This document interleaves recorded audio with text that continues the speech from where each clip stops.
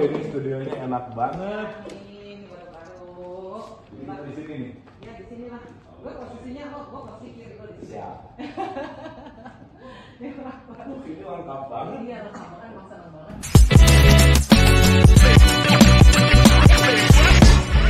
Hai, welcome back to my channel. Love is Sonya. Kekuatan terbesar adalah sebuah cinta. Gila, tamu gue kali ini nih udah kayak bintang film, namanya Abu Marlo. Gue asli gue minder loh, karena kayaknya dia Minder. viewernya banyak. Terus kayaknya gue gak usah ngomong apa-apa, dia bakal ngomong tuh semuanya. Kan? Jadi ini acara siapa ya sebenarnya? Gue cuma diam aja, Bu. Lu aja ngomong deh, Bu. Sangat thank you so much deh. Kan. Thank you, terima kasih. Matur nuwun untuk datang ke studio gue. Makasih juga udah datang. Oke. First question. Wah, langsung ya. To the point. To the point bisa. Iya. The story of your life dong, ceritain. Oh, oke. Ceritain who are you gitu. Aduh gitu ya. Ini bisa berapa episode nih? Satu, gue mah hari ini sampai jam 12 malam cina. Aman ya, aman ya. Oke, pertama Mbak Sonya terima kasih udah diundang ke so channel ini. Sangat tertarik karena tagline-nya itu adalah cinta gitu ya. Wow. Bahwa ya nggak ada lagi the greatest kalau kita bicara tentang konteks hidup adalah ya hanya cinta gitu kan. Hanya cinta yang menyatukan, hanya cinta yang menghidupkan, hanya cinta yang memberikan semangat karena ya everything is all about love lah gitu ya. Udah mulai aja gue udah mau nangis nih, gimana dong? Dia baru mulai coy. Terus. Karena ya intinya ya cinta itu kan ya everything lah ya poinnya. Dan ya saya ditarik ke sini juga karena cinta kan, gitu. Pertemuan kita semua karena cinta, apapun itu ya segala sesuatu yang ditarik oleh cinta kan hasilnya juga pasti sesuatu hal yang baik gitu. Oke, bicara tentang who am I lah ya, tentang saya. Jadi ini kita akan mulai dari awal banget kali ya bahwa saya Abu Marlo. Abu Marlo tuh nama stage sebetulnya. Oke. Jadi nama asli saya yang agak jarang saya sebutin di channel manapun gitu ya. Nama asli saya tuh Riza Abu Sofyan. Oke, jadi ada Rizanya, ada Abunya, ada Sofyannya. Kenapa ada Abunya? Karena saya lahir ketika Gunung Galunggung meletus. Oh, I see. Jadi ketika ibu saya waktu itu Gunung Galunggung Abunya kemana-mana, nah ibu saya terinspirasi adalah anaknya dikasih nama Abu aja. Jadi Riza Abu Sofyan gitu. Oke, nah. Karena saya ada keturunan Belanda, farmnya namanya Martin, jadi saya ambil nama depannya Mar, lo-nya dari love, gitu. That's nice. Jadi Martin Love, jadi abunya tetap saya pakai, Marlo. Dan juga ada satu pesulap, basically kan saya magician gitu ya, ada satu pesulap namanya Ed Marlo juga gitu, one of my favorite, gitu. Jadi ya udahlah, karena waktu dulu di RCTI di The Master harus ada nama stage, akhirnya jadi Abu Marlo. Oh, gitu. I see. Itu cerita awalnya. Oke, nah gini, mungkin kalau cerita awal itu yang pengen saya selalu ceritain ke pemirsa atau ke audiens adalah bagaimana finding self gitu ya. Life is all about finding self kan, apapun itu. Karena pembelajaran selama ini sampai detik ini bahwa hidup ini hanyalah pembelajaran untuk bagaimana mengenal diri. Keren. Karena ketika seseorang mengenal diri, dia akan percaya diri. Keren. Terus. Karena kalau udah percaya diri, dia tidak akan menjual diri. Iya, gue percaya gini lah. Gue percaya gini, setiap kali self confidence is the key. That's it. Jadi ketika gue pernah nonton Shark Tank ya, kan mereka harus jual barang mereka kan. The first time mereka lihat itu orang itu jalannya self confidence apa enggak? Jadi gue selalu bilang ke anak-anak gue, you sell yourself dengan self-confidence is the key. Sekarang sebelum, how to become confidence. Oke. Nah berarti kan di sini ada progres di mana pertama mengenal diri, percaya diri, jadi tidak menjual diri gitu. Sekarang kan dalam tanda petik menjual diri itu orang ramainya apa ikutan. Jadi dia lebih teradiksi menjadi orang lain daripada dirinya sendiri gitu. Dan itu adiksi. Karena kenapa orang bikin konten ikutan, padahal bukan passionnya. Orang kesana ikutan, dan itu menjadi majority gitu. Sehingga ketika kita kekurangan mengenal diri, kita akan kekurangan percaya diri, dan kita akan mudah menjual diri gitu. Jadi mereka jual anything to get money, right? Salah satunya. Salah satunya. Dan ketika itu dilakukan tanpa pengenalan diri, apapun yang dilakukannya nggak akan bisa menemukan yang disebut namanya bersyukur. Karena nggak menyatu gitu. Gitu intinya. Ini sebenarnya omongan di tengah sih. Gue kan ngalir aja ya. Ngalir aja ya. Gitu ya. Oke. Karena sesuatu yang paling asik tuh adalah sesuatu yang tidak diskripkan. Iya, gitu ya. Oke. Nah, jadi berawal dari pengenalan diri, saya menyadari sejak SMP, Mbak. Sejak SMP tuh saya sangat sadar bahwa saya punya satu passion, di mana passion ini adalah saya senang banget untuk menghibur orang. Wow. Yeah. Jadi saya menemukan basic bahwa saya tuh senang mengentertain people, gitu ya. Karena begitu saya mengentertain orang dengan senyumnya orang, happy-nya orang, that's happiness for me gitu. Dan itu saya rasakan dari mulai SMP lah, gitu ya. Entah kenapa kalau ada dalam tanda petik misalkan pementasan involving saya ke situ tuh tinggi banget gitu. Jadi saya tuh senang tampil lah intinya, gitu ya, senang tampil gitu. Jadi kalau orang ada istilah demam panggung, kalau saya kebalik, nggak ada panggung saya demam gitu. Menarik ya. Itu bayaran murah, tepuk tangan coy, tepuk tangan dia udah seneng. Tepuk tangan udah nggak apa-apa. Dan ketika saya menyadari itu, saya mulai menyadari bahwa oke. Jadi sejak SD ke SMP tuh saya senang musik. Wow. Nah, menariknya saya punya satu kapabilitas bahwa kalau saya menggeluti sesuatu, saya harus jadi yang terbaik. Keren banget. Gak tahu kenapa tuh. Pokoknya kalau saya main gitar, harus jadi the best. Good. Nanti berikutnya misalnya main kartu, harus jadi the best. Good. Berikutnya apa, harus jadi the best. Entah itu yang intinya gini, saya tuh nggak suka sama orang lain. Iya, ngerti. Saya tuh pengen beda gitu. Iya. Gitu ya. Makanya saya tidak berusaha lebih baik, tapi berusaha lebih beda. Karena orang nggak nyari yang lebih baik ternyata. Dia akan mencari yang lebih beda gitu. Iya. Penyanyi sehebat apapun, tapi tipikalnya sama, nggak dicari. Stop. Gue mau nanya. Lu ngomong mengenai yang beda. Iya. How come you be so sure kalau beda itu membuat lu, gue bisa, ngerti gak sih? Orang bakal lihat lo, gue nanti. Wah, how come you so sure? Ngerti gak? Kan lu bisa bilang, Son, lu bisa ngikutin apa yang orang mau kan? Be the best is good, ngerti nggak? Buat gue bisa, tapi kok bisa lu berani hasil beda lu ngerti itu? That's it. Gini, ada satu hal yang kita nggak bisa tolak. Kehadiran kita di semesta. Minta nggak? Enggak. Kita terpilih. Jadi kalau saya selalu mengatakan kehidupan itu adalah sang pencipta mau bikin sandiwara, panggung sandiwara, dia perlu aktor aktrisnya. So kita terpilih menjadi aktor aktris itu. Oh, I see. Dan mari kita mulai sadari bahwa keterpilihan kita ini sangat dahsyat loh. Kita datang ke sini, dalam tanda petik ya, audisinya 300 juta peserta. Wow. Kenapa 300 juta peserta? Kita tahu ya, dan saya rasa penonton bisa menerima ini dengan kedewasaan. Terjadinya seorang anak, itu harus bertemu antara laki-laki dan perempuan, sperma dan ovum. Betul. Sperma ini 300 jutaan loh, yang jadi cuma satu. Wow. Betul nggak? Berarti 300 juta audisi orang, dalam tanda petik kalau kita sebut orang, yang terpilihnya kita loh. Jadi kalau sekarang ada orang hidup tidak bersyukur tentang hidupnya, jangan-jangan nggak kenal kenapa dia hidup. Keren banget lo ngomong. Betul nggak? Karena dia terpilih 1 berbanding 300 juta. So, you the best dari 300 juta. Berarti sebelum kita menghadapi hidup aja kita udah menang. Kenapa jadi kalah sekarang? Kenapa jadi banyak khawatir? Kenapa jadi banyak sedih? Karena jangan-jangan kita nggak ngerti dari mana asalnya kita. Kita nggak ngerti kenapa kita datang ke sini gitu. Gitu intinya. Nah, dalam konteks ini ketika saya menyadari bahwa kehadiran kita semua, let's say di bumi ini sekarang ada 7,8 miliar manusia. Tidak ada manusia yang sama satupun. Keren. Betul nggak? Betul. So that's why semua 7,8 miliar pasti punya uniqueness. Betul nggak?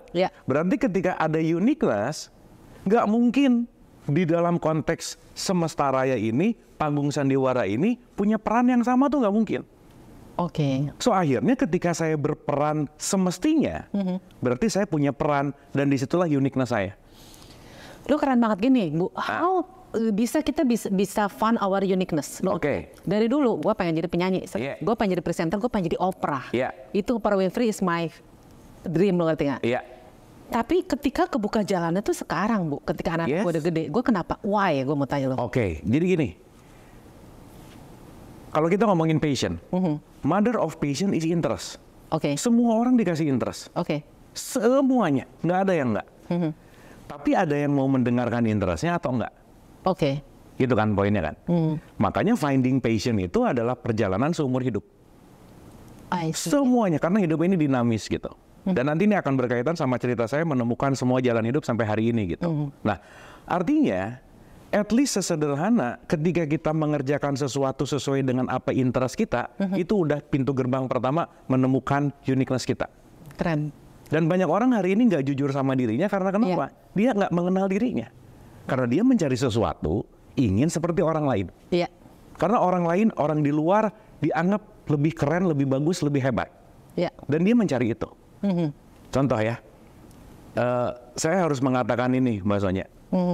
Podcast ini sekarang, saya untuk ketemu Mbak Sonya, saya mempersiapkan 41 tahun. For the rest of my life. Untuk ketemu Mbak Sonya.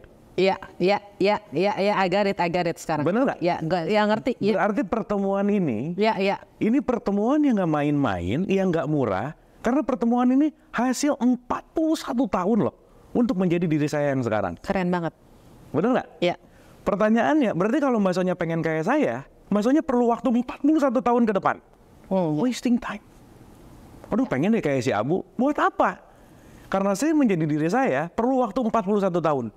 Berarti kalau Mbak Sonya at least mau menyamai saya, perlu waktu 41 tahun ke depan. So that's wasting time. Oke. To be other, untuk menjadi orang lain, not working. Gue mau nanya, sebelum lu buat podcast segala macam ya, lu ngerjain apa sih? Oke, nah ini berarti kembali ke cerita ya. Iya. Ini asik nih, banyak manuver-manuver maverick lah ya. Kita taruh di Top Gun, asik. Oke, nah kembali ke yang tadi saya ceritain bahwa untuk menjadi saya hari ini perlu seumur hidup gitu. Yeah.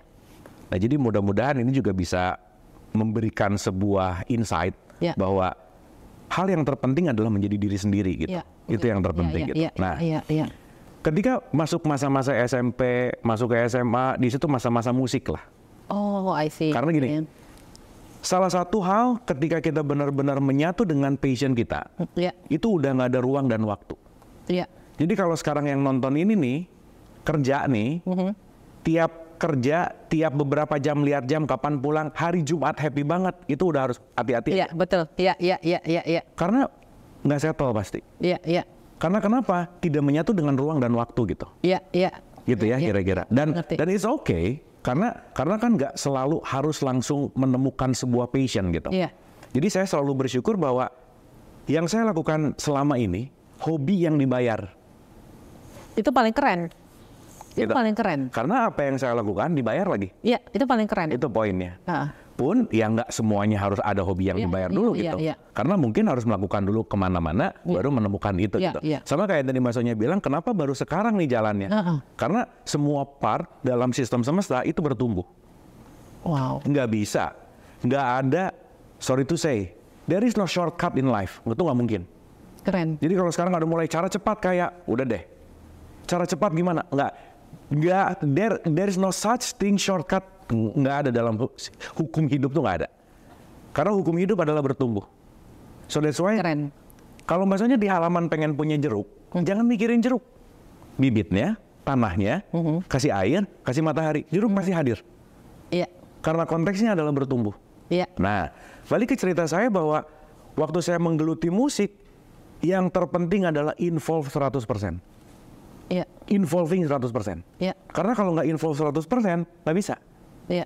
Dan kegagalan orang sekarang yang dikatakan bahwa saya tidak mencapai cita-cita saya, bukan nggak mencapai, dia punya cita-cita.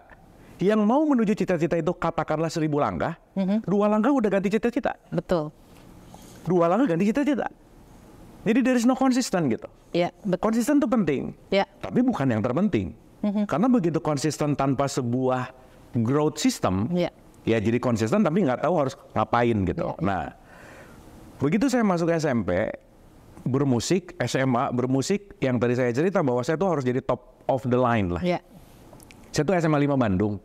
Di SMA 5 Bandung itu di zaman saya ada satu band, kalau masuk ke band itu tuh top aja, keren aja. Namanya band 5, band sekolahan.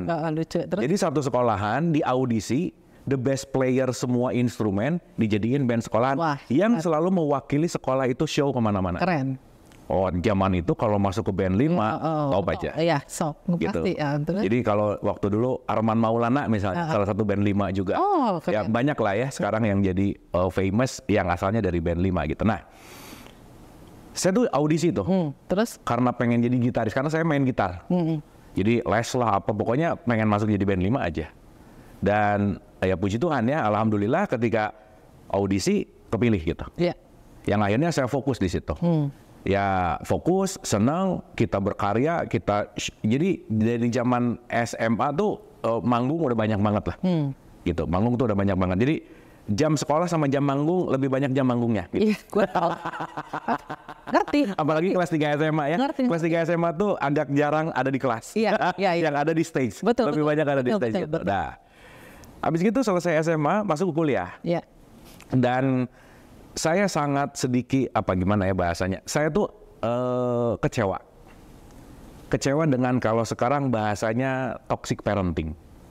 Karena saya merasakan itu gitu. Iya. Dimana kita penting untuk menyadari bahwa seorang anak lahir melalui ibunya, bukan dari ibunya. Melalui ibu. True mother. Iya. Berarti bukan punya dia. Iya. Berarti siapapun anaknya, dia punya kurikulum sendiri, dia punya jalan sendiri. Tapi kadang-kadang orang tua iseng. Dan merasa bahwa pilihan orang tua terbaik buat anaknya. Keren. So that's why disebut toxic parenting. Berbicara tentang toxic parenting, kebayang nggak Mbak? Gini, 90% selesai SMA masuk kuliah, 90% nggak sesuai sama jurusannya. Karena involvement orang tua. Ngerasa bahwa, contoh, mungkin orang tuanya dulu nggak sempat jadi dokter karena nggak punya uang, sekarang udah kaya. Ambisi itu diwariskan ke anaknya. Iya. Padahal anaknya tuh Picasso, pelukis. Iya. Yang akhirnya dia harus mengorbankan passionnya demi orang tuanya. Iya. Jadi ya, sorry ya, saya punya terminologi ini nih. Kalau kadang-kadang menyebut bahwa ada anak durhaka, dalam perspektif saya ternyata bukan anak aja yang durhaka. Jadi orang tua juga bisa durhaka sih. Ya lo ya ngomongnya teh, gue mah nggak apa-apa, gue mah ngalir aja. Karena di podcast gue itu harus raw and real, nggak boleh jakim. Terus. Karena kenapa? That's the truth. Ketika si toxic parenting ini yang ini kan pengalaman ya. Saya tuh pengen sekolah musik. Tapi orang tua saya tidak mengizinkan karena berpikir bahwa musik untuk apa? Iya. Gitu. Iya. Jadi akhirnya saya sekolah sesuai dengan ya udah orang tua saya mikirnya bahwa bagus di ekonomi, di arsitek, di apa, yang akhirnya saya kejeblos di Unpar waktu itu. Iya. Di Unpar gitu. Jadi saya masuk Unpar tuh benar-benar ya udah. Udah aja. Orang tua. Makanya saya selalu punya motivasi kuliah cuma ada 2. Nggak nyari nilai, nggak nyari IPK, itu nggak penting buat saya. Nomor 1, nyari ijazah sih. Sama kayak gue tuh. Nah, kenapa nyari ijazah? Karena ini modal untuk ngelamar anak orang. Karena kalau nggak ada ijazah, agak repot lah. Gitu. Iya. Karena kalau mau ngelamar, title. Karena title waktu itu masih penting. Sekarang juga penting kali, Bu. Sekarang les lah. Iya, oke. Sekarang nggak terlalu lah. Oke, tapi waktu itu tuh gimana banget gitu. Yang kedua, kenapa saya kuliah? Karena saya mau menyenangkan ibu bapak saya aja udah. Iya. That's it. Iya.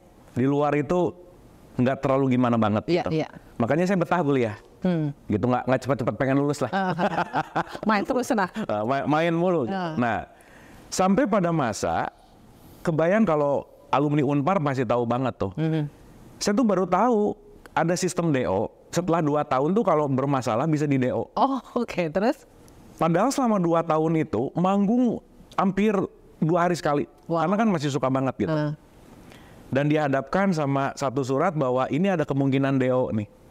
Jadi kalau ya IPK ya udahlah ya 0,1, 0,1. Karena emang nggak passion. Lulus ya. Yang penting lulus gitu. Itu gue banget soalnya. Iya. Karena balik lagi karena bukan apa yang saya suka. Iya. Bukan apa yang saya pengen involve gitu. Dan emang saya nggak terlalu senang sesuatu hal yang formal education lah ya dalam tanda petik pada saat itu. Iya. Pada saat itu. Iya. Nah, udah tuh saya dihadapkan sama 2 pilihan sulit. Ngelanjutin karir musik, di mana kalau melanjutkan ini sekolah harus nggak beres nih. Iya. Dalam tanda petik harus ditinggalin dong, karena nggak mungkin nih. Atau ninggalin musik, sekolah beres. Iya. Wow, itu itu pergumulan yang dahsyat lah. Iya. Gitu ya. Di satu sisi saya punya beban sama orang tua, di satu sisi ada interest yang saya harus korbankan. Iya, ngerti gue. Gitu intinya. Dimana mengorbankan interest kan juga gimana gitu ya. Iya. Tapi entah kenapa pilihan saya waktu itu lebih memilih orang tua gitu. Ngerti banget. Ngerti. Karena satu dan lain hal gitu ya. Karena mungkin sesuai dengan hashtag kita, love itu tadi gitu. Iya. Karena mungkin ada cinta di situ gitu ya, tanpa disadari.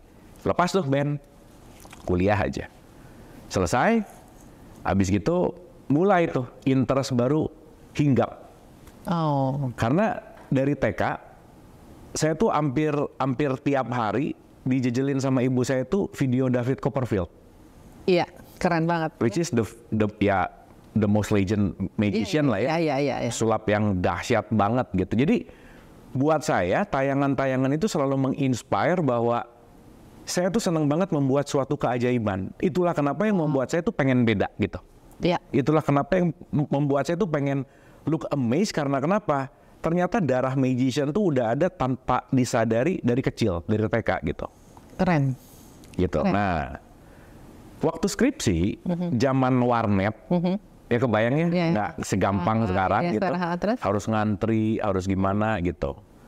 Begitu saya mau nyari bahan untuk skripsi, dan ini one of the ini inspiring moment di hidup lah. Karena saya yakin kejadian itu yang membuat saya sekarang hari ini.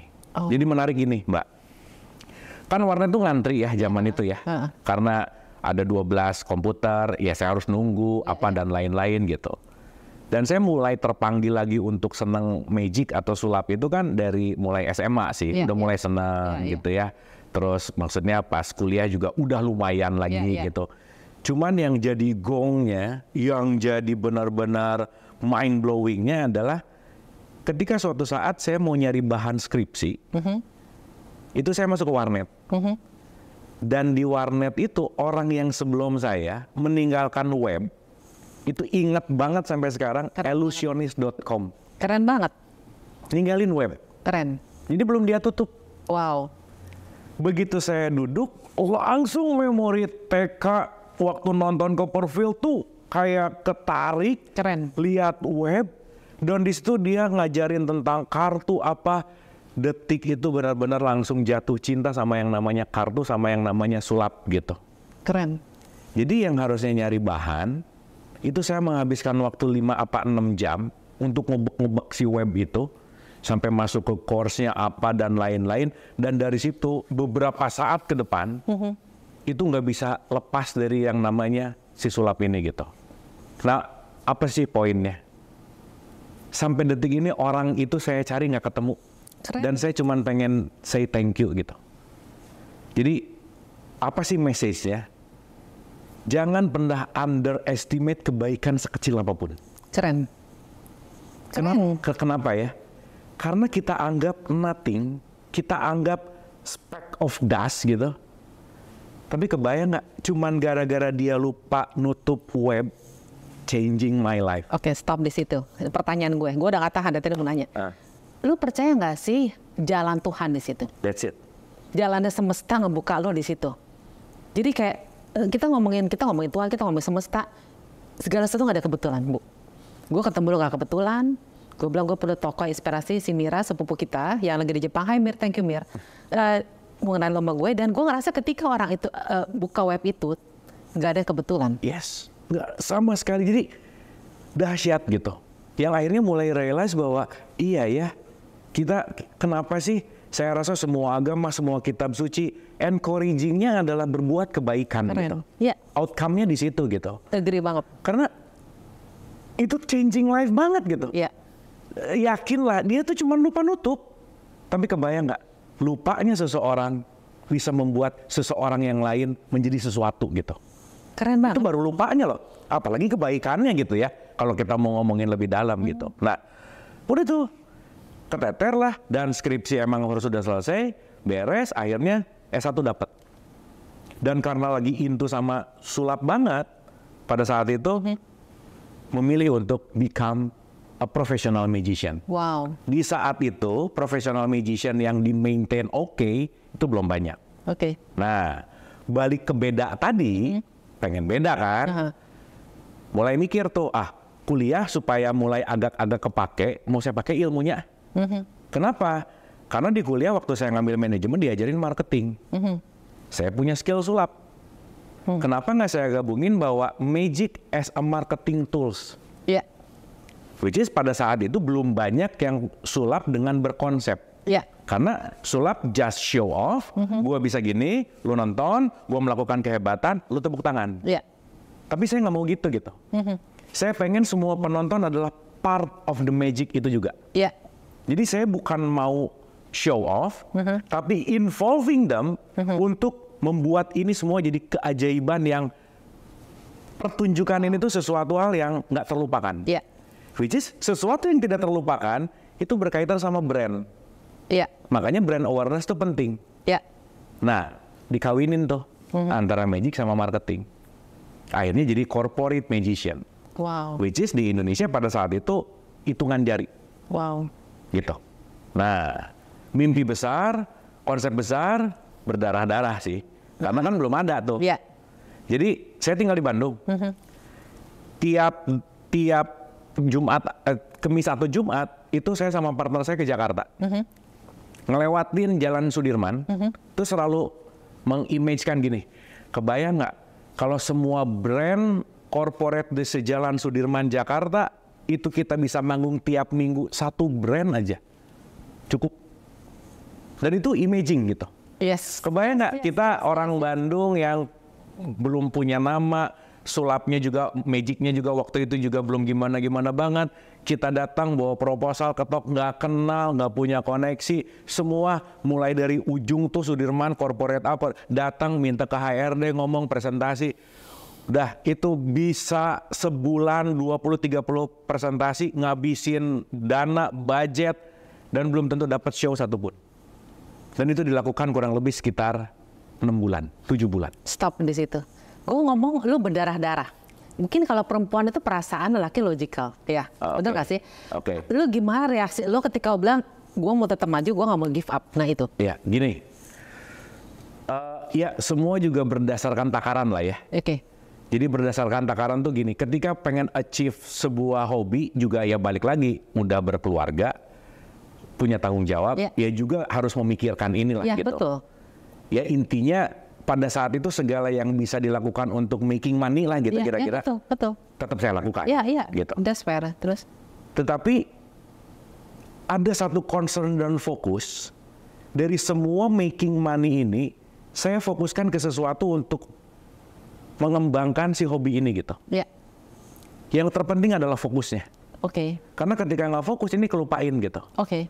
Nah akhirnya ketika si sistem making money ini berjalan dan fokus ini tetap ada penyalurannya, ini juga tetap growth. Iya. Gitu. Intinya gini, jangan merendahkan kekuatan bertumbuh. Iya. The power of planting itu jangan merendahkan aja. Somehow pasti saya garis bawah tanah seru. Kalau nanam nggak mungkin nggak tumbuh. Keren. Nggak mungkin. Itu yang membuat bahwa kalau nggak hari ini, besok. Wow. Kalau nggak besok, lusa. Keren sih. Karena saya mulai menyadari bahwa hidup itu dinamis gitu. Iya. Karena yang namanya dinamis tuh nggak ada yang stop per saat ini, it's over, nggak ada. Kenapa? Karena semuanya mengalir gitu. Iya. Nah, dari perjalanan ini, ya balik lagi deh. The power of planting itu sangat dahsyat. Dan we have to, faith deh. Yang namanya faith itu penting banget gitu. Keren. Yang namanya faith itu, karena gini Mbak, once pikiran dan perasaan menyatu, it will manifest. Keren. Contoh ya. Gue setuju banget malah. Contoh. Kita tuh kadang nggak berhasil, tapi nyalahin orang. Iya. Iya. Padahal nggak berhasilnya kita bukan salahnya orang. Iya. Salahnya dalam tanda petik ya kalau kita ngomongin benar salah. Tidak menyatunya antara pikiran dan perasaan, antara pikiran dan faith. Contoh, pengen deh punya show setiap minggu satu aja.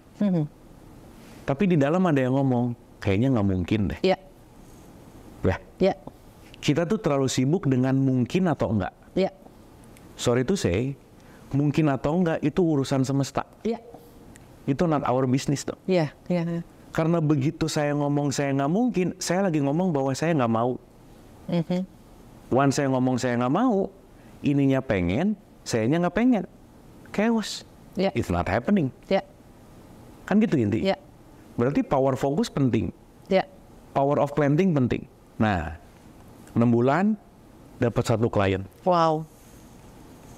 Dan ya di antara 6 bulan ngamen lah. Percaya nggak Mbak? Pertama kali saya sulap dibayar sama Indomie. Lu sulap di warung gua bayar Indomie deh. That's okay. Yes. That's okay. Kenapa? Karena ya udah. Ini opportunity saya gitu. Jadi entah kenapa gimana ya, pada mungkin sampai sekarang sih ya. Ya making money penting, tapi not everything gitu. Karena saya melihat bahwa berkat Tuhan tuh tidak hanya datang dari uang gitu.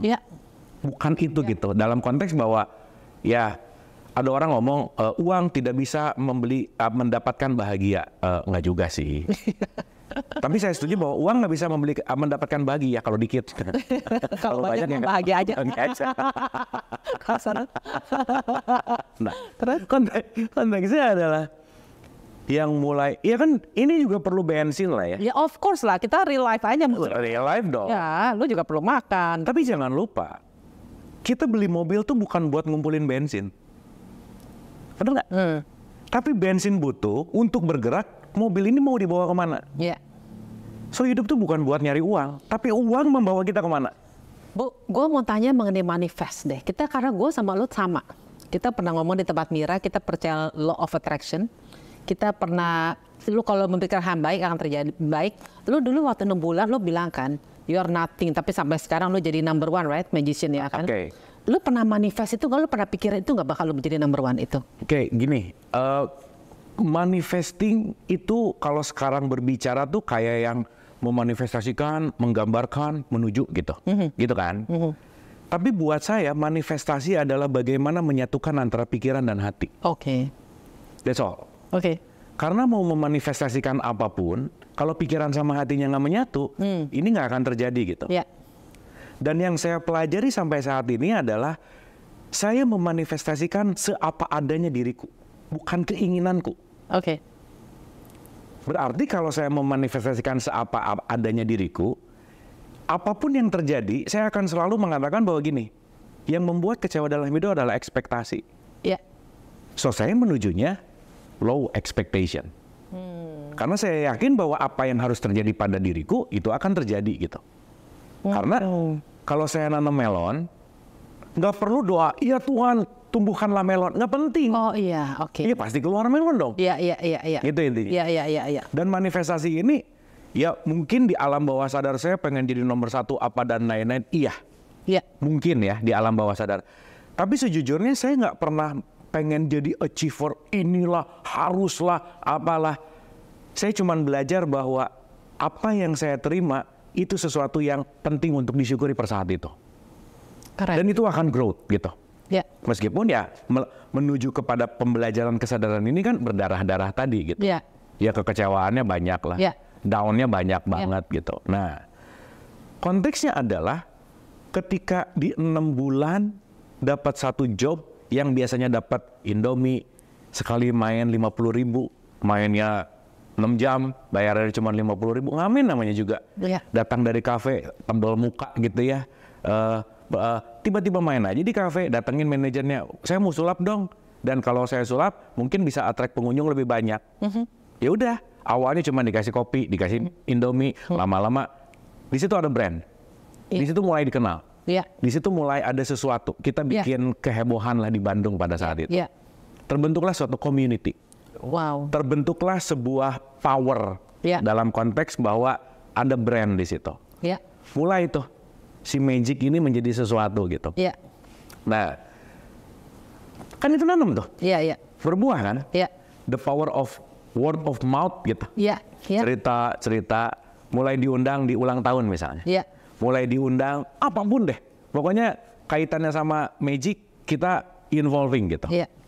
Nah, 6 bulan itu, 7 bulan berdarah-darah itu nemuin 1 klien. Di mana klien ini memang perlu sesuatu gitu. Sesuatunya adalah how to represent brand dengan cara yang lain. Nah, di situ kan emang keahlian kita gitu. Karena kita emang belajar, ya basic saya S1-nya ekonomi, dan saya tahu gimana caranya untuk membuat brand lebih mudah dikenal gitu pada saat itu dengan menggunakan Magic. Kontrak tuh. Nah, itu nilainya lumayan. Pada saat itu oke gitu. Dan itu jadi bensin. Gua ngerti. Setelah itu maintain kan, maintain dari satu corporate, dapat corporate lain. Yang akhirnya saya memutuskan untuk ambil S2. Wow. Dan keputusan saya ngambil S2 bukan pengen belajarnya. Kenapa? Karena saya tahu pada saat itu orang yang ngambil S2 itu at least sekelas CEO, supervisor, orang yang punya pengaruh di perusahaan. Karena saya perlu networking. Karena saya adalah corporate magician. Gitu. Nah, saya ngambil S2 tuh di ITB. Masuklah MBA ITB. Angkatan 35 waktu itu. Ya, kebayang ya, nggak suka sekolah. Tapi ngambil S2 gitu. Cuma kebayang pisan. Tapi kali ini S2-nya bukan terpaksa. S2-nya panggilan. Entah gimana, entah datang ilham dari mana bahwa gimana ya. Kadang sesuatu yang harus dilakukan adalah sesuatu yang paling kita nggak suka. Benar. Karena dengan melakukan sesuatu yang kita nggak suka, kita akan merubah sesuatu. Karena jangan-jangan kunci sukses kita ada di tempat yang kita nggak suka. Wow. Jalannya ada di tempat yang kita nggak suka. Wow. So that's why pembelajaran terbaik itu selalu hadir di tempat yang tidak nyaman. Karena kalau nggak nyaman, nggak akan belajar. Betul, Bu. Gitu. Betul. Jadi saya sedikit menantang diri gitu. Lu kan nggak suka belajar. Lu ambil S2 deh. Gitu. Ya udah, waktu itu pesulap yang S2 belum ada. Udah itu S2 masih dianggap keren banget lah. Udah banyak lah ya. Itu secara brand. Nah, masuk tuh S2. Udah masuk, banyak networking. Dan karena passionnya di Magic tadi, melahirkan, entah mungkin sampai sekarang ya, satu-satunya tesis yang ngomongin tentang sulap cuman saya yang bikin. Oh, keren banget. Beda tadi, kuncinya beda. Orang lain bikin yang udah ada, saya bikin yang belum ada. So that's why orang lain bikin yang udah ada pattern, ujian akhirnya 3 jam, 4 jam. Ujian akhir saya cuma 15 menit, 20 menit. Kenapa? Just perform. Ngejelasin bahwa ini bentuk marketing, ngejelasin bahwa Magic punya potensi, ngejelasin bahwa ini semua bisa terjadi. Dosen pembimbingnya juga nggak ngerti-ngerti amat kan. Gitu ya. Tapi secara teoretikal, it's okay. Jadilah tesis. Wow. So kan ini jadi kuat banget. Udah kuat, naikin harga dong. Begitu presentasi ke corporate tadi, udah beda cerita. Kasaran kata ya. Lo lagi ngobrol sama pesulap yang S2 nih, master gitu. Dalam tanda petik. Karena begitu ngomongin apapun, akhirnya ngomongin Magicnya tuh dikit. Oh, I see. So saya mengerti bahwa bagaimana dalam tanda petik memuaskan kepuasan pelanggan itu apa needs-nya sih. So Magic akhirnya cuma jadi sparkling. Tapi saya solving apa yang dia perlu. So basic idea, konsep, itu kan lebih mahal dalam tanda petik. Idea itu kan dahsyat gitu. Nah akhirnya seiring dengan perjalanan, ya balik lagi ya, emang perjalanan semesta juga membawa saya ke situ gitu. Bukan nggak tiba lah ya, tapi itu kejadiannya bahwa dikontak saya sama RCTI. RCTI mau bikin event sulap. Wow. Karena waktu itu Idol udah beres, intinya saya nggak apa-apa nyebutin RCTI ya. Ya sok ayo gue pas sampai. Ya, salah satu televisi swasta, tapi brandnya RCTI gitu. Nggak apa-apa tuh ya, benar. Ya karena kan saya anak didik RCTI gitu kan. Betul. Nah, karena waktu itu Idol udah beres, dia kepikiran untuk bikin dia kepikiran untuk bikin turnamen atau idol tapi pesulap. Waktu itu sama Deddy Corbuzier, sama Romy Rafael gitu. Jadi talent scouting lah. Nyari 5 pesulap terbaik di Indonesia. Ya udah, pendek aja kan. Casting yang akhirnya jadi salah satu acara fenomenalnya RCTI, itu one of the highest rating in-house produknya RCTI, namanya The Master. Wow. Oh itu super mind blowing tuh. Belum pernah ada di Indonesia ya, baru, dan itu dahsyat sih gitu. Itu dahsyat. Dalam puncak karir saya sebagai pesulap. Keren banget. Jadi satu hari di The Master, se-Indonesia kenal saya lah waktu itu. Kasaran kata, saking boomingnya gitu. Nah, di satu sisi, saya tuh suka lah, atau mungkin bermimpi pengen masuk TV. Iya. Gitu ya. Jadi ada pelajaran gini, kadang ketika ngelihat orang lain seperti itu, kita menganggap kenikmatannya, tapi nggak tahu di belakang kenikmatan itu penuh penderitaan gitu. Iya. Contoh-contoh. Iya. Tetangga gue rumahnya gede banget nih. Kayaknya asik ya punya rumah segede gitu, mobil banyak. Tapi dia nggak tahu pusing ngeberesin rumahnya, ngebersihin rumahnya juga pusing gitu. Dia lupa mikirin itu gitu. Iya. Jadi dia yang dilihat kemasan luarnya. Iya. Jadi saya bisa cerita bahwa terkenal enak, tapi ada nggak enaknya juga gitu. Nggak enaknya apa tuh, Bu? Ya nggak enaknya privacy. Jadi, wah dulu zamannya The Master, kemana-mana tuh nggak bisa kalau nggak foto lah gitu misalnya. Iya. Itu kan somehow ya. Ngerti. Dalam konteks bahwa, oh ternyata gini juga gitu ya. Ternyata gini juga gitu. Terus kan kayak dipantau gitu orang kemana. Ngerti banget. Gitu ya. Jadi, ternyata yang saya pikirin dulu enak, ternyata nggak enak ya. Ternyata yang saya pikirin oke, ternyata nggak oke ya. Nah, story of life tuh begin dari sini. Wow. Bikinnya dari sini. Sejak saya masuk industri TV, sejak saya bayangin, pagi-pagi bisa show di Surabaya, flight siangnya ke Medan, wow, malamnya udah harus live di studio RCTI. Gak capek tuh, Bu? Kalau ngomongin capek, udah aja. Itu sih bukan pertanyaan lagi gitu. So, saya bisa simpulkan dalam beberapa tahun di situ, nggak punya hidup aja. Wow. Karena semuanya robotik, dan semuanya, ya kita tahu ya, di entertainment tuh benar-benar, ya udah gitu. Dan setiap apapun kan harus benar-benar menampilkan sesuatu yang mau gimana juga harus memuaskan semua gitu. Iya. Lagi bete ya nggak boleh bete. Iya, lagi kesel betul. ya nggak boleh kesel. Iya, betul. Gitu ya. Iya. Jadi tanpa sadar selama di situ saya pakai topeng. Iya. Masking everywhere. Iya. Jadi mencitrakan. Iya. Yang akhirnya mulai menyadari bahwa hidup untuk apa sih gitu. Betul. Karena setiap hari harus terkekang dengan schedule, harus ketemu show di sini, harus syuting di sini. Dan itu sangat-sangat melelahkan, terutama saya jadi nggak punya relationship bagus sama pasangan istri saya nggak punya relationship bagus sama orang tua, karena nggak punya banyak waktu. Oke.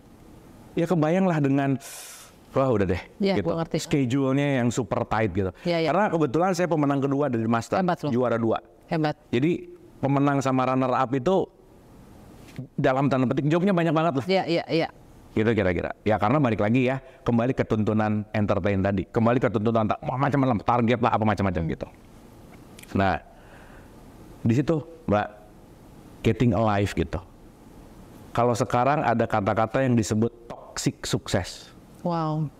Apa sih yang dimaksud dengan toxic sukses? Hari ini banyak banget orang yang kecanduan sukses. Kecanduan. Punya 5, nggak disyukuri karena otaknya udah di 10. Jadi 5 feel nothing. Iya, ngerti banget. Punya 10, otaknya udah di 100. Jadi 10 feel nothing. Iya. Jadi ngomong bahwa gue nggak punya apa-apa. Iya. Gitu. Karena kenapa? Kecanduan sukses. Padahal, the fact, the truth. Penelitian mengatakan bahwa ada yang namanya Paul Purcell PhD. Dia ahli neuroimunologi gitu. Psikoneuroimunologi. Dia meneliti 100 orang paling sukses di dunia. Dari semua. Top of the top, dari finance, dari banking, semuanya. Dan tahu 90% dari orang top ini hidupnya nggak bahagia. Wow. Even banyak yang dalam tanda petik matinya tuh bunuh diri. Wow. Jadi cuma 10-9% yang benar-benar menemukan the truth of happiness. Wow. Sekarang gue tanya, the truth of happiness buat lo apa sih? Oke, ini kayaknya jadi konklusi gitu ya. Kayak jadi konklusi. Mungkin saya akan beda-beda tiap orang. Akan jawab ini mungkin part at the end gitu. Tapi shortnya gini, Mbak. Kita penting membedakan antara happiness sama pleasure. Pleasure itu senang, happiness itu bahagia. Oke. Pleasure adalah bridge menuju kepada happiness. Yeah.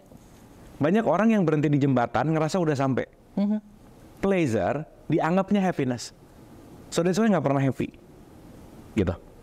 Sehingga ketika saya bahagia, enggak, senang aja. Karena besok udah bosan. Beli handphone baru, seminggu udah biasa. Sebulan udah nggak ngaruh. Pertama takut jatuh. Udah. Cover, beli cover, beli apa gitu ya. Gitu kan. Mencari another pleasure. Dan itu sangat adiktif. So, to be simple, buat saya, happiness itu bukan getting something. Buat saya justru malah happiness itu adalah detachment anything. Wow, detachment anything. Explore, no? Contoh. Saya tuh selalu menyadari gini, Mbak Sonya. Kita ini adalah kebahagiaan itu sendiri yang tertutup oleh keinginan-keinginan. Jadi happiness tuh nggak usah dicari, udah ada, cuman ketutup sama keinginan. Cuman ketutup sama ekspektasi. So jangan nyari happiness. Bu, gue inget banget waktu kita ngobrol, kita ngomong di happiness itu seperti remote control. That's it. You always say like that, and you don't give your remote control to somebody else. That's it. Nah, artinya kalau tadi bicara tentang happiness buat aku gitu ya, buat saya gitu. Happiness itu bukan sesuatu yang dicari, bukan sesuatu yang digapai. Tapi begitu kita melepaskan semua ego, kemauan, keinginan, happiness itu terjadi. Wow. So, maksudnya gini, jangan dicari lah. Saya mau mencari nggak akan nemu. Iya. Tapi stick with proses, setia sama prosesnya, happiness itu bonus. Nggak usah dicari, dia pasti datang.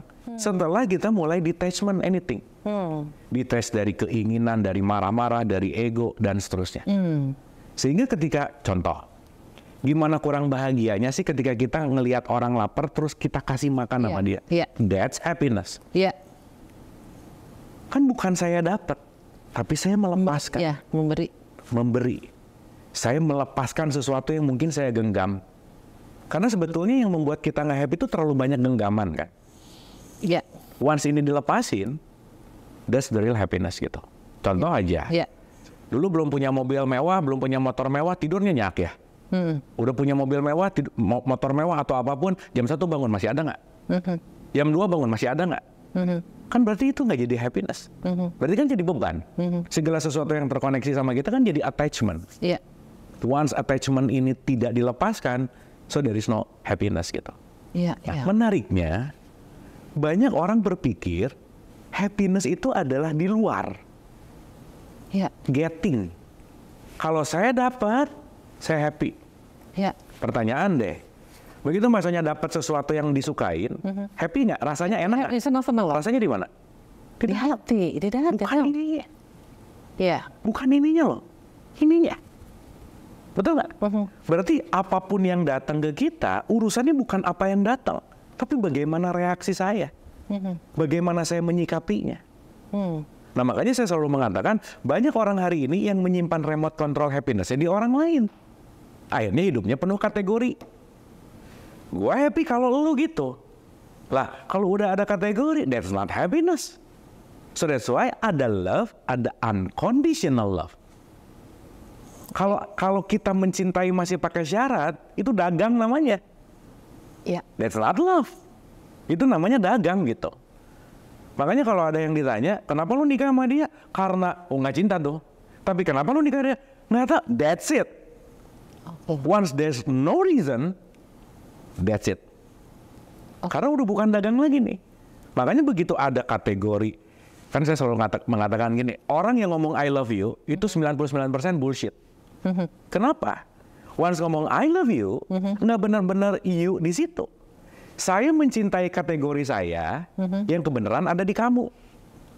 Berarti saya mencintai kategori saya, bukan kamunya. Makanya kalau dianya berubah, jadi nggak love you lagi gitu. Betul nggak? Egois banget gitu. Nah berarti kan yang membuat kita nggak bahagia adalah terlalu banyak kategori. So that's why, Mbak, salah satu kalau ditanya tips and tricks happy, nomor 1, hilangkan harus. Yang kedua, hilangkan ideal. No such thing ideal in life. Contoh, baru ketemu orang, he is the right man. Udah 2 tahun lagi kecewa, udah pasti. There is no right man, no right place. Nggak ada. Kenapa? Everything growth. Semua dinamis. Semua bertumbuh. Jadi ketika sebelum ketemu, Habis ketemu, kok berubah? Iyalah. Kita semua berubah gitu. Ketika kita menakar semuanya pakai harus, pakai ideal, nggak akan ketemu aja. Jadi once kita melepaskan harus, melepaskan ideal, that's happiness. So in short, apa itu happiness? Detachment everything. That's happiness gitu. Gue mau tanya lagi nih, panggilan hidup. Ya. Panggilan hidup ya. Gue tau lo married berapa lama sih? Ini tahun ke-18. Ya, dan gue pernah dengar di YouTube, belum punya anak ya? Yes. Terus akhirnya lo buat anak apa sih? Anak jalanan? Tell me dong. Oke. Nah ini nyambung nih. Nyambung. Jadi di karir waktu di TV entertain, banyak waktu yang dalam tanda petik nggak bisa jadi quality time sama keluarga, sama pasangan gitu. Mungkin 1 tahun, 2 tahun pertama, 3 tahun pertama oke lah ya gitu. Tapi udah 7 tahun nih jadi indikator. Jadi setiap nanya ke dokter, lu nya terlalu sibuk kali gitu. Emang iya. Emang iya. Dimana pada saat itu, gimana ya? Kita nggak merencanakan mau punya atau enggak, ya udah mengalir aja. Gitu kan, koinnya di situ. Nah ini semuanya tabrakan di waktu dan tempat yang sama.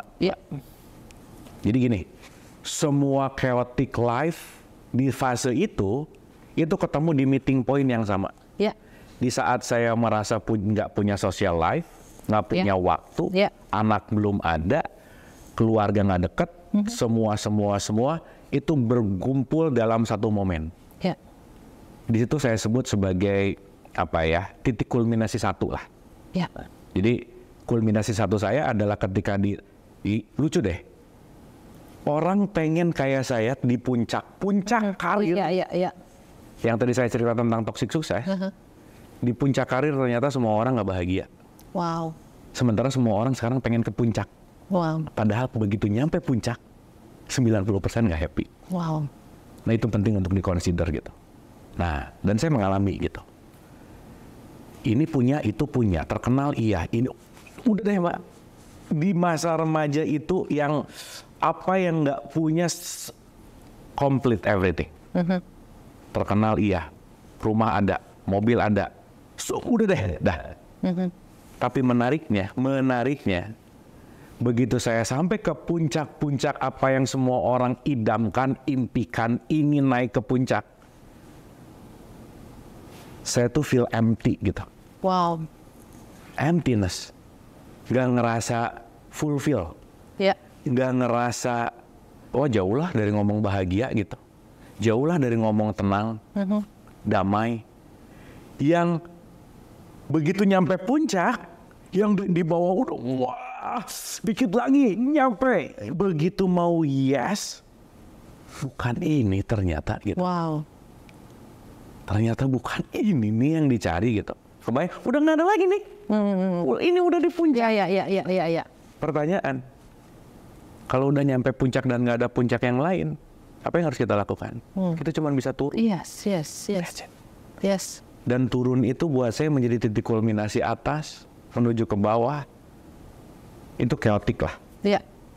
Di mana pressure A, pressure B tentang keluarga apa dan lain-lain. Nah, disitulah kulminasi satu ketika kalau kita berbicara tentang awakening of awareness, kesadaran spiritual, itu gerbang pembuka buat saya. Karena saya selalu mengatakan gini Mbak, bahwa tidak akan ada orang tercerahkan tanpa penderitaan. Gue seneng tuh, ada di buku lo kan, keren banget. Nggak mungkin. Karena suffering call us back home. Hanya penderitaan yang akan membawa kita ke tempat yang bercahaya. Tapi kadang kita salah mengartikan suffering, gitu.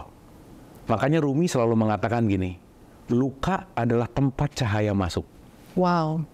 So kalau kamu nggak pernah terluka, there is no light enters to you. Keren tuh. Maka keterlukaan adalah bagaimana membuka cahaya kesadaran. So artinya, ketika di situ ada penderitaan, ada luka, ada hal yang kita nggak suka, kalau kita twist dikit aja mindsetnya, kita akan melihat ini sebagai opportunity. Betul. Cuman kan merubah paradigma mindset kan nggak mudah gitu. Makanya di situ saya mulai menemukan sebuah arti lah. Jadi ternyata selama ini nothing dalam tanda petik ya. Nah, Udah tuh, feel empty. Sampai nggak mau keluar rumah. Masa Bu, kayak gitu Bu? Gini Mbak, saya tuh kelihatan orang tuh rame apa gitu ya. Ini mungkin saya cerita di sini. You feel lonely ya? You feel lonely inside? Sangat. Wow. Dan sejujurnya ya, ini aku nggak pernah cerita nih. Saya tuh sangat merasa insecure di hadapan banyak orang. Padahal kerjaan saya ngomong di hadapan banyak orang. Saya tuh nggak nyaman di kerumunan, di banyak orang. Jadi attention tuh nggak nyaman sama sekali sebenarnya. So that's why sejak gimana ya, mungkin basic tapi mulai disadari, saya tuh lebih senang sendiri, lebih senang menyepi, lebih senang melakukan, ya semuanya konteksnya nggak terlalu rame lah gitu intinya. Karena ternyata aneh juga sih, kerjaannya untuk publik, tapi super introvert gitu. Iya, ngerti gue. Padahal publik itu iritasi buat saya gitu. Itu tuh menarik gitu sebenarnya. Nah, udah tuh nggak keluar rumah, nggak semangat gitu. Jadi gimana ya, ketemu orang tuh menakutkan gitu. Karena dengan judge apa gitu ya, dan ngerti. terutama di kalangan orang-orang terdekat yang selalu nanya kapan punya anak. Gua ngerti banget, lu ngomong aja terus, gua ngerti. Buka ya, Bu, lu ngerasa dijudge sama orang-orang kan? I feel you. Gimana perasaan lu? Ya kebayangnya di masyarakat kita tuh punya anak itu adalah sesuatu legacy yang penting banget. Iya. Meskipun semakin kesini semakin ngerti tujuan kan bukan itu sebenarnya, gitu kan. Meskipun secara mindset kebanyakan ya seperti itu gitu. Saya mundur nih ya ke awal-awal perasaan itu ada. Kebayangnya udah lagi stuck dalam finding self, feel empty, dengan ini itulah macam-macam, dan saya kasus di beberapa program gitu dalam tanda petik. Pokoknya udah deh, itu masa-masa turbulence yang dahsyat, yang top aja. Saya harus keluar dari agensi, saya harus keluar dari TV, bla bla bla bla, sampai pada akhirnya benar-benar jobless lah katakanlah. Katakanlah begitu. Jadi dari wow. Gitu. Makanya ada satu statement bahwa jangan meninggikan tempat jatuhmu. Karena yang membuat tinggi adalah dirimu, yang membuat sakit adalah dirimu gitu. Tapi saya mengambil ini sebagai pelajaran, bukan sebagai penyesalan gitu. Karena mulai kesini makin ngerti bahwa that's the journey gitu, mau nggak mau, gitu kan, part of journey. Nah, di masa-masa itu the hardest part adalah saya nggak terima ketika istri saya Donna itu di dalam tanda petik ditanyain terus dan dia stres berat. Iya, gua ngerti. Aduh, udah deh.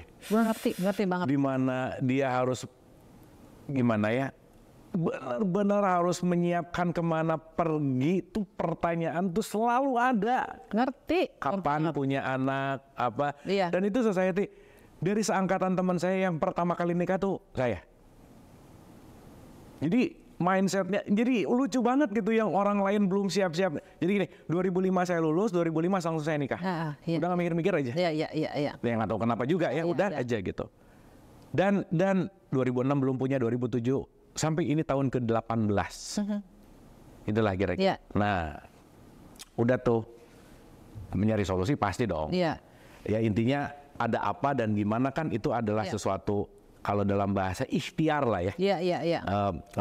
Berusaha gitu. Nah, itu menariknya adalah pendekatan usaha, karena saya emang lahir di wilayah yang religius. Ya saya masuk lewat agama pada saat itu. Meskipun nanti di tengah-tengah saya kecewa sih sama agama gitu. Dalam tanda petik. Gue ngerti. Kenapa kecewa nanti saya ceritain, tapi poin kecewa di sini bukan agamanya. Tapi marketing pembawa agamanya gitu. Gue ngerti banget. Gitu. Karena kan kadang-kadang marketingnya juga memarketingkan sesuatu yang nggak esensi gitu. Itu ya kira-kira. Nah, udah tuh kita berusaha sampai dengan pendekatan ini gini, antara care, kepo, nyebelin beda tipis. Semua beda tipis. Beti semuanya, serius. Jadi bener kalau care, kayak ngasih tahu. I know. Tapi, gini ya. Greget ya. Gini. Judulnya sayang tapi iya. Tapi kebanyakan ngomong ya, apa gimana ya? Gini. Kita mungkin terbudaya untuk komen. Iya.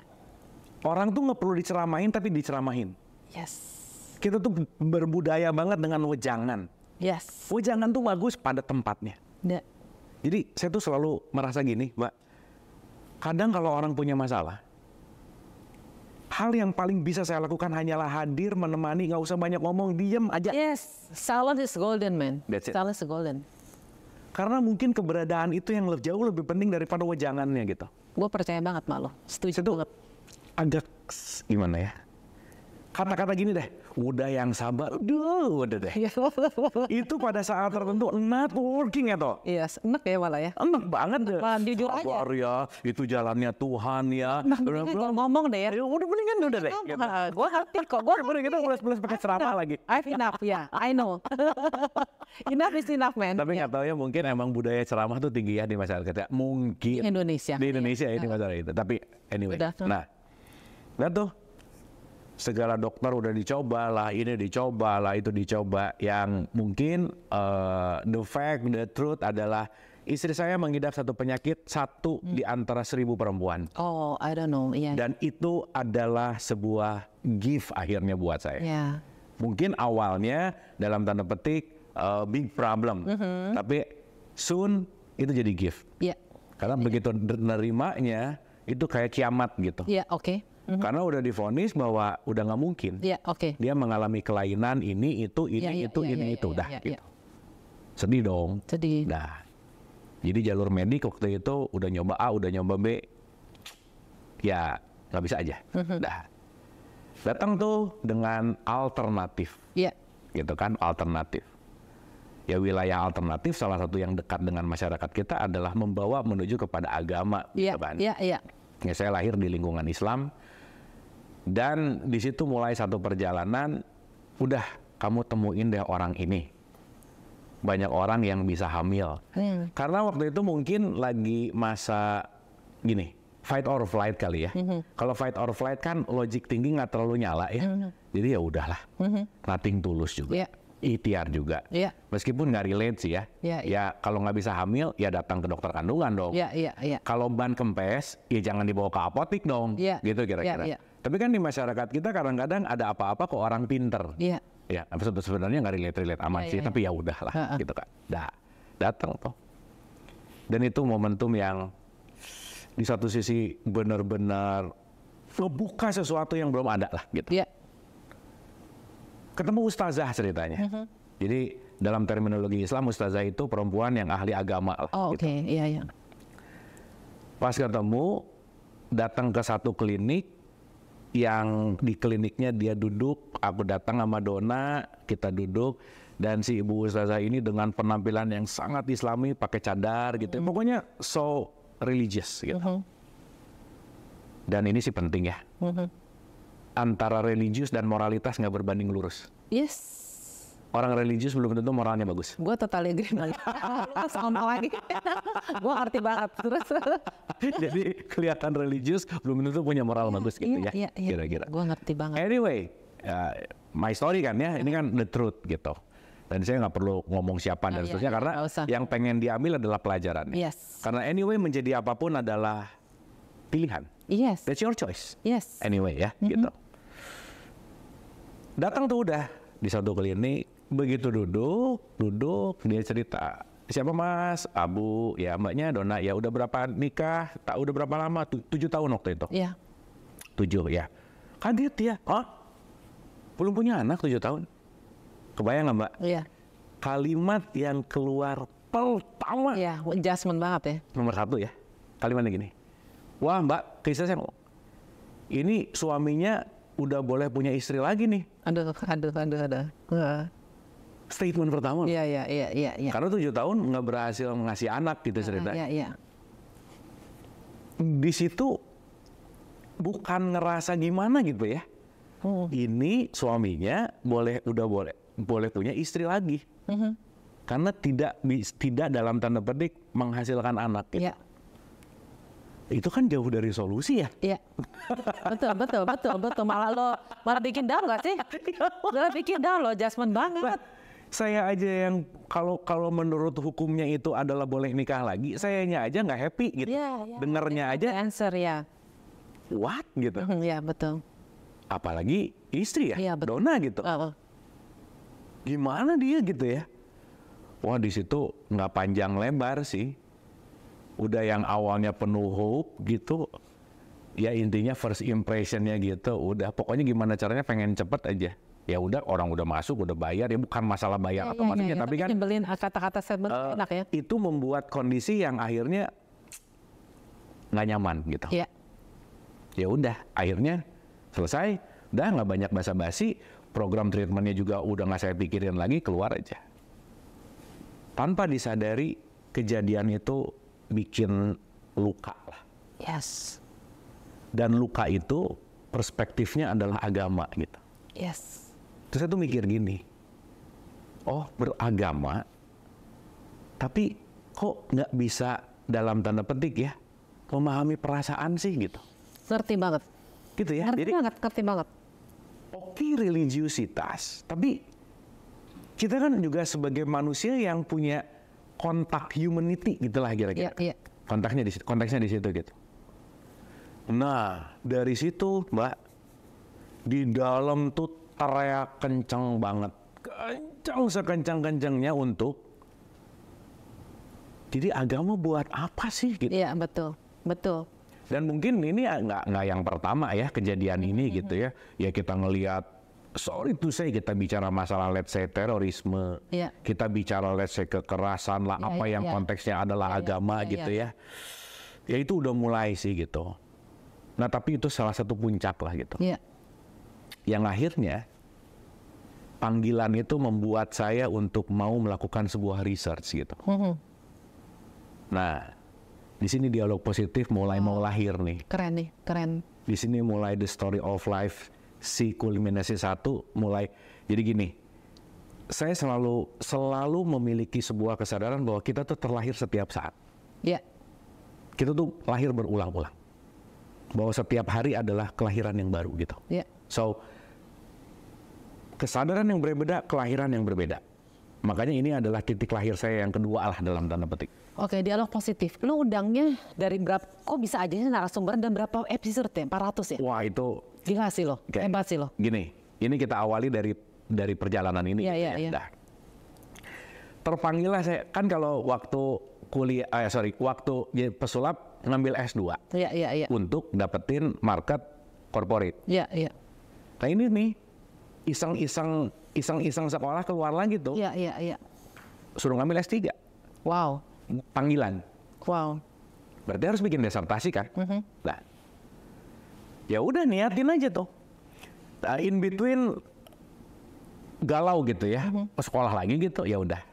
Ya udahlah, gimana nanti deh gitu. Yang penting ini kegalauan, kegundahan tentang kesadaran beragama aja. Itu dulu. What's wrong gitu. Kok beragama, tetapi ada sesuatu nilai-nilai yang saya rasa tingkat religius tinggi, tapi humanity-nya jadi rendah gitu. Itu menarik banget gitu. Nah, akhirnya saya searching tuh. Diniatkan pengen S3 lah. Pengen jadi doktor gitu. Nah, semesta memberikan jawaban dengan satu jurnal. Saya dapat jurnal ini dari profesor dari Washington University. Namanya Profesor Husain Askari. Begitu saya niatin itu, nggak lama ada yang ngasih jurnal ini ke saya. Wow. Nah, nih, kalau kamu mau neliti, ini menarik. Nah, begitu saya baca, yang diteliti dari jurnal itu adalah negara paling Islami sedunia. Negara paling Islami sedunia. Yang diteliti 208 negara. Begitu saya nerima jurnal 208 negara, udah pede dong. Negara Islam paling banyak orang Islamnya di mana? Indonesia. Paling banyak Pak Haji Bu Haji di mana? Indonesia. Paling banyak surau masjid pesantren di mana? Di Indonesia. Oh, oke lah. Masa ya? Di ranking at least dari 208 negara, masa 100 besar nggak masuk gitu kan? Mindset. Tapi saya lupa yang di research adalah negara paling Islami. Wow. Ya, bukan negara paling Islam, bukan. Islami.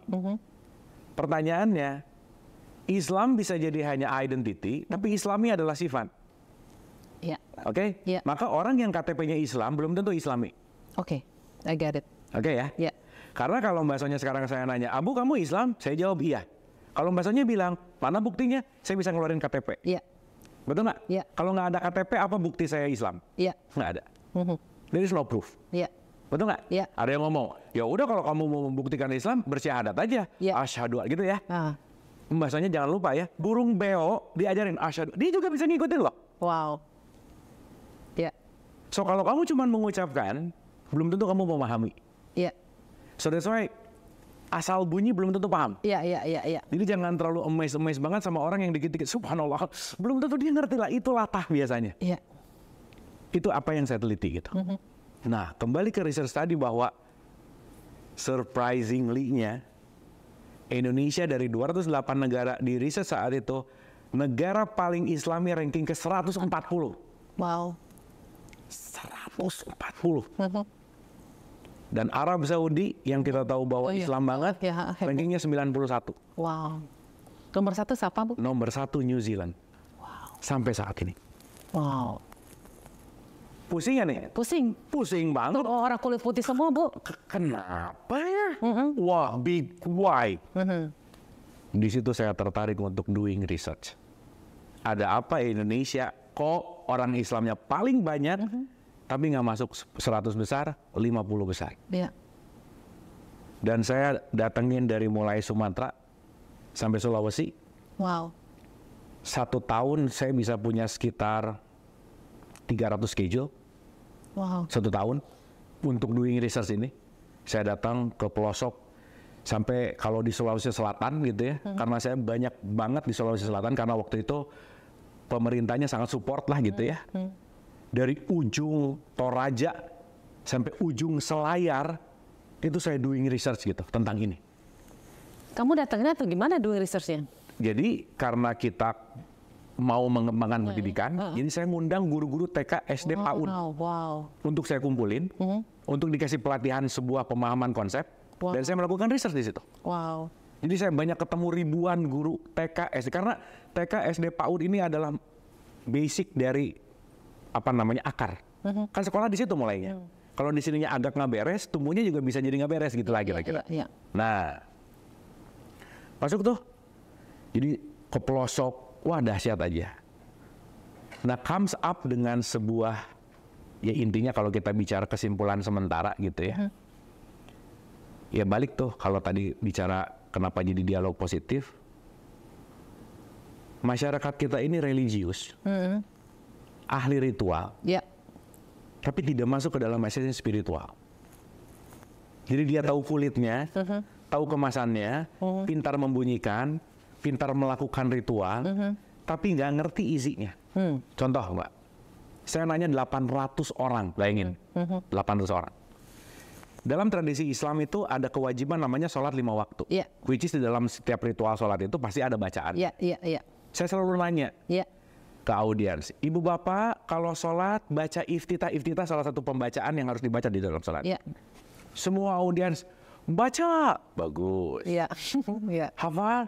Hafal, bagus. Tapi begitu saya tanya, emang maknanya apa? 90% jawaban dalam bahasa Arabnya gini, wallahu alam bisawab. Artinya hanya Allah yang tahu, hanya Tuhan yang tahu. Iya. Berarti nggak tahu dong. Jadi nggak ngerti dong. Iya, betul. Berarti iftitah diomongin apa isinya? Nggak tahu. Al-Fatihah ngomong apa isinya? Nggak tahu. So itu saya jadi dalam tanda petik no wonder kenapa orang sholat rajin tapi tetap korupsi. Kenapa orang sholatnya rajin tapi tetap ngomongin orang. Oh ternyata sibuk di wilayah ritual tapi tidak menyelam kepada spiritual. That's happening. Gampangannya gini lah. Kita tahu Quran pakai bahasa Arab. Dan orang yang baca Quran belum tentu tahu isinya. Betul nggak? Bismillahirrahmanirrahim. Alhamdulillah. Apapun pembacaan. Zalikal kitabu dan seterusnya. Ketika memujikan nggak tahu isinya, how come kita bisa mendapatkan nilai-nilai dari Quran itu sendiri? Betul nggak? Berarti cuma ahli membaca, tapi tidak masuk ke dalam pemahaman. Orang nggak ngerti bahasanya.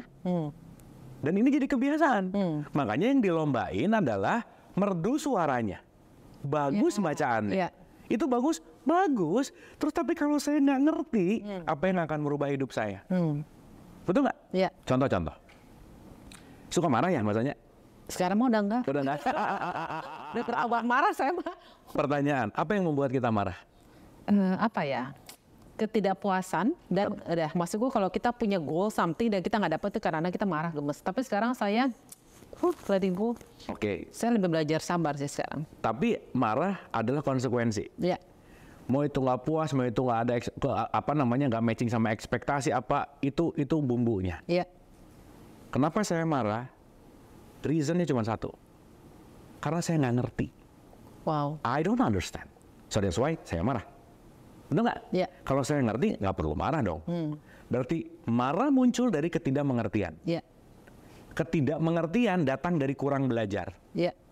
Betul nggak? Jadi sekarang orang tuh suka enak ngomong gini, Mbak. Waduh, hidup gitu-gitu aja. Kayaknya kurang ibadah deh. Enggak, kurang pengetahuan yang penting. Tapi nggak ngerti orang ya? Nggak ngerti. So tahu mereka. So that's why ibadah perlu knowledge dong. Iya. Perlu understanding dong. Iya. Dan itu missing. Iya. Maka orang recite Quran, hatam, tapi nggak tahu isinya. So itu saya punya dua terminologi. Ada buta huruf, ada buta makna. Iya. Orang mungkin nggak buta huruf, tapi buta makna. Iya. Kalau ada lampu merah, dia robos, kemungkinannya cuma dua.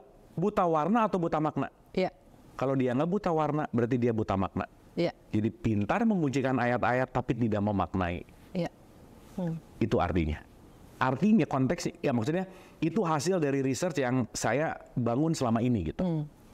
Nah, setelah itu kan berarti harus membangun awareness ya. Ayo dong, kita melakukan ini tuh jangan hanya kulitnya aja gitu. Jangan hanya luarnya aja gitu. Jangan hanya bangga dengan identitas. Iya.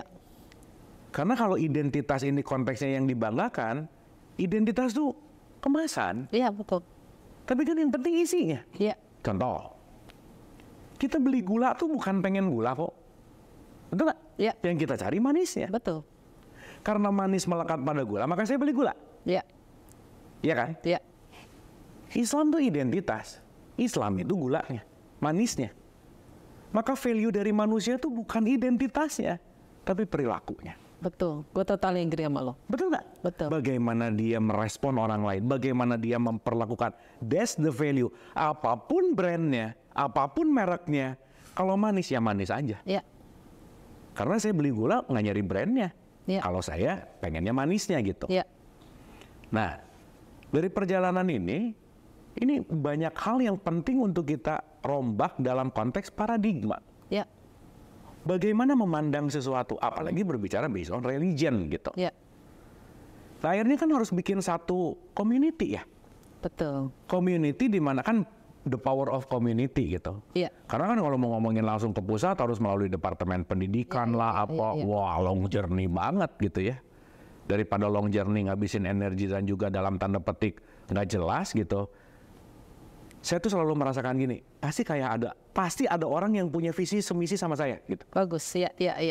Karena menurut hukum semesta juga bahwa kita akan dipertemukan dengan frekuensi yang sama. Ya, gue totally agree sama lo itu sih. Ya. Betul nggak? Yes. Kalau kita udah nggak di level ngomongin orang, nggak akan ditemuin lagi sama orang yang ngomongin orang gitu. Betul, AM sama FM nggak bisa jadi satu. Nggak bisa. Nggak bisa. Kenapa ya Bu ya? Hukum. Energinya beda loh Bu.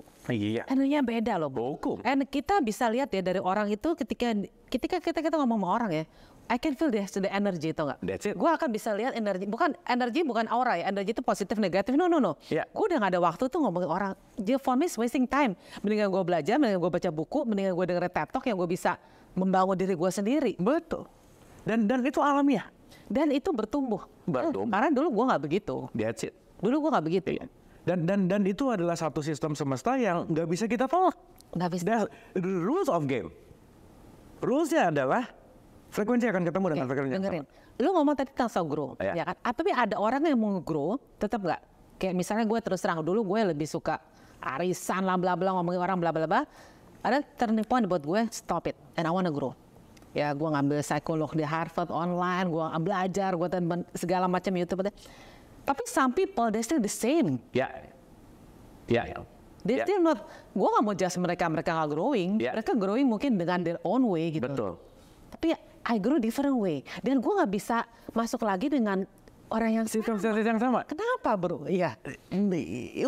Iya itu maksud gue. Hukum. Dan gak bisa dipaksa, bukan berarti gue benci mereka, enggak. Bukan. I love them so much. That's Tapi udah energi kita udah beda, ngerti gak? Iya. Dan udah kalau udah nggak ada kenyamanan kan nggak bisa. Iya. Dan nggak bisa dipaksa. Dan nyaman itu kan frekuensi. Dan nanti kita ngerti bahwa disitulah kenapa kita penting untuk menyadari nggak ada yang bisa merubah siapapun kecuali diri sendiri. Yes, that's a choice. Choice. Menua itu pasti, mendewasa itu pilihan. Menua pas. Ada some people ya, they wanna grow, but they wanna camp. Camp di tempat yang nyaman. Tempat gue udah nyaman dengan tempat gue. I just camp there. I don't need to grow. Tapi kalau gue pengen grow. Tapi anyway ya. Apapun itu, semesta selalu punya sistem untuk memaksa siapapun untuk grow. Nah, dengerin gue. Tapi, ngerti nggak?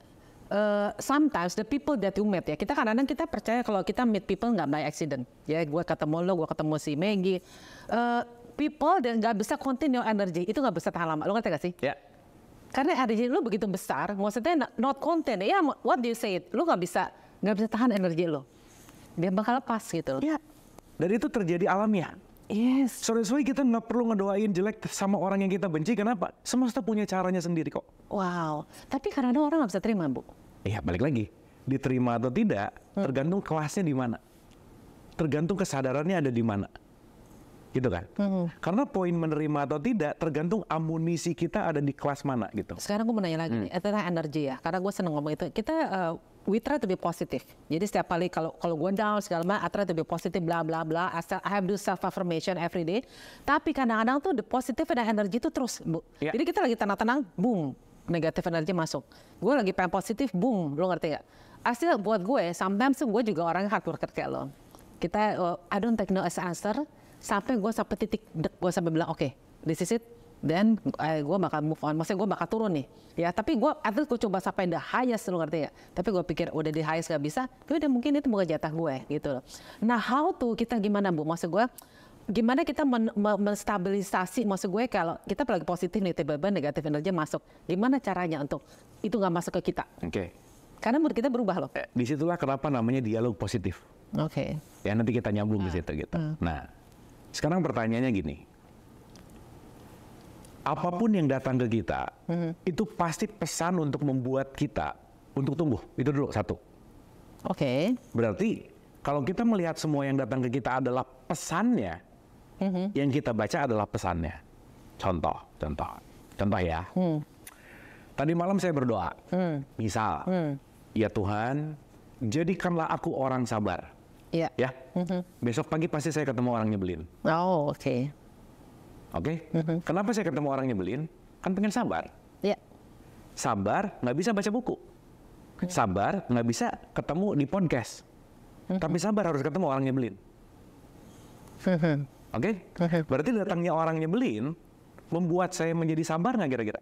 That's it. Karena kenapa? Kalau dia nggak datang, saya nggak akan jadi orang yang sabar. Nah, saya komain ke pertanyaan tadi.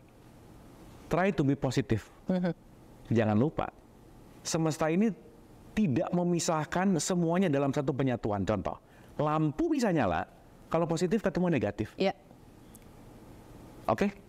Berarti once kita mau berusaha sepositif apapun, negatif selalu ada. Negatif welcome. Untuk apa? Biar nyala. Wow, dengar. Oh ya, oke. Biar kita grow. Biar kita nyala, biar kita grow. Oh, yes. Karena kalau nggak ada negatif positif terus, nggak fungsi. Biar kita resilience. Tapi nyebelin loh. Pasti. Pas dihajar rasanya kepengen hajar balik. Kenapa? Karena belum ngerti. Contoh ya.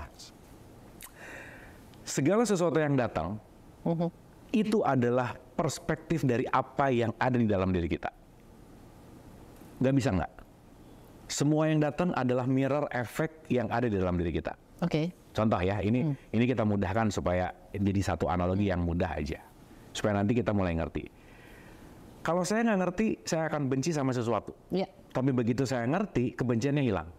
Kenapa? Karena saya tahu.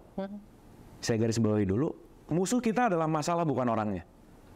Musuh kita adalah masalah, Berarti siapapun yang datang ke kita, messenger, pembawa pesan. Karena kalau nggak ada cermin, kita nggak bisa ngelihat muka kita sendiri. Yeah. So that's why kita perlu cermin yang datang untuk melihat diri sendiri. So saya melihat diri saya melalui orang yang menyebalkan. Satu lagi, kita ketemu tidak by accident kan? Itu semesta udah atur semuanya. Pasti. And in every season different. Pasti. Gak ada sebuah apapun yang klik berjumpa tanpa sebuah sistem semesta di belakangnya. Gak mungkin. Wow. Gak mungkin. Cuman pertanyaannya di pertemuan itu mau mengambil pelajaran atau tidak? Iya. Karena pilihannya ada dua. Kalau kita hidup, saya selalu mengatakan the school of life.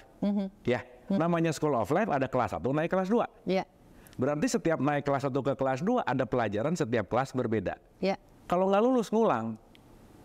Iya. Betul nggak? Iya. Dari kelas 1 ke kelas 2 nggak lulus, saya di kelas 1 lagi dong. Bu, gue demen deh. Maksudnya gini loh, kelas 1, kelas 2 lu ngulang. Yes. Berarti kalau saya mengulang sesuatu yang itu lagi, berarti nggak naik kelas. So that's why sesuatu yang ditolak itu akan menguat. Oke, stop di sini. Gue sesuatu yang tolak menguat. Kenapa lu bilang kuat? Tapi kenapa banyak people depresi, Bu? Ya, karena dia nggak ngerti. Nggak ngerti bahwa kedatangan apapun itu adalah untuk menaikkan kesadaran dirinya. Wow.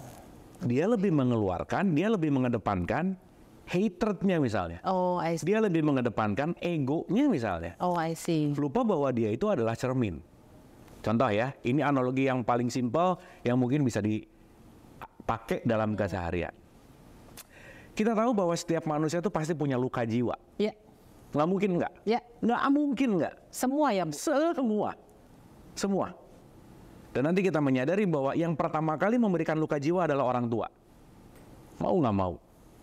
So that's why semua apapun dalam hidup, pembelajaran terbaik pasti datang dari orang terdekat. Udah pasti. Oh, I see. Itu gimana cara semesta bekerja. Makanya kalau pinjam terminologi karma, the biggest karma adalah orang yang terdekat dengan kita. So that's why kita dipertemukan untuk menyelesaikan karma. Makanya orang terdekat pasti sumber masalah terbesar sekaligus jalan terbaik untuk menemukan kesejatian diri. Iya, betul banget. Karena orang terdekat itu pasti kalau ada lo masalah dia bakal nolong lo duluan. Pasti.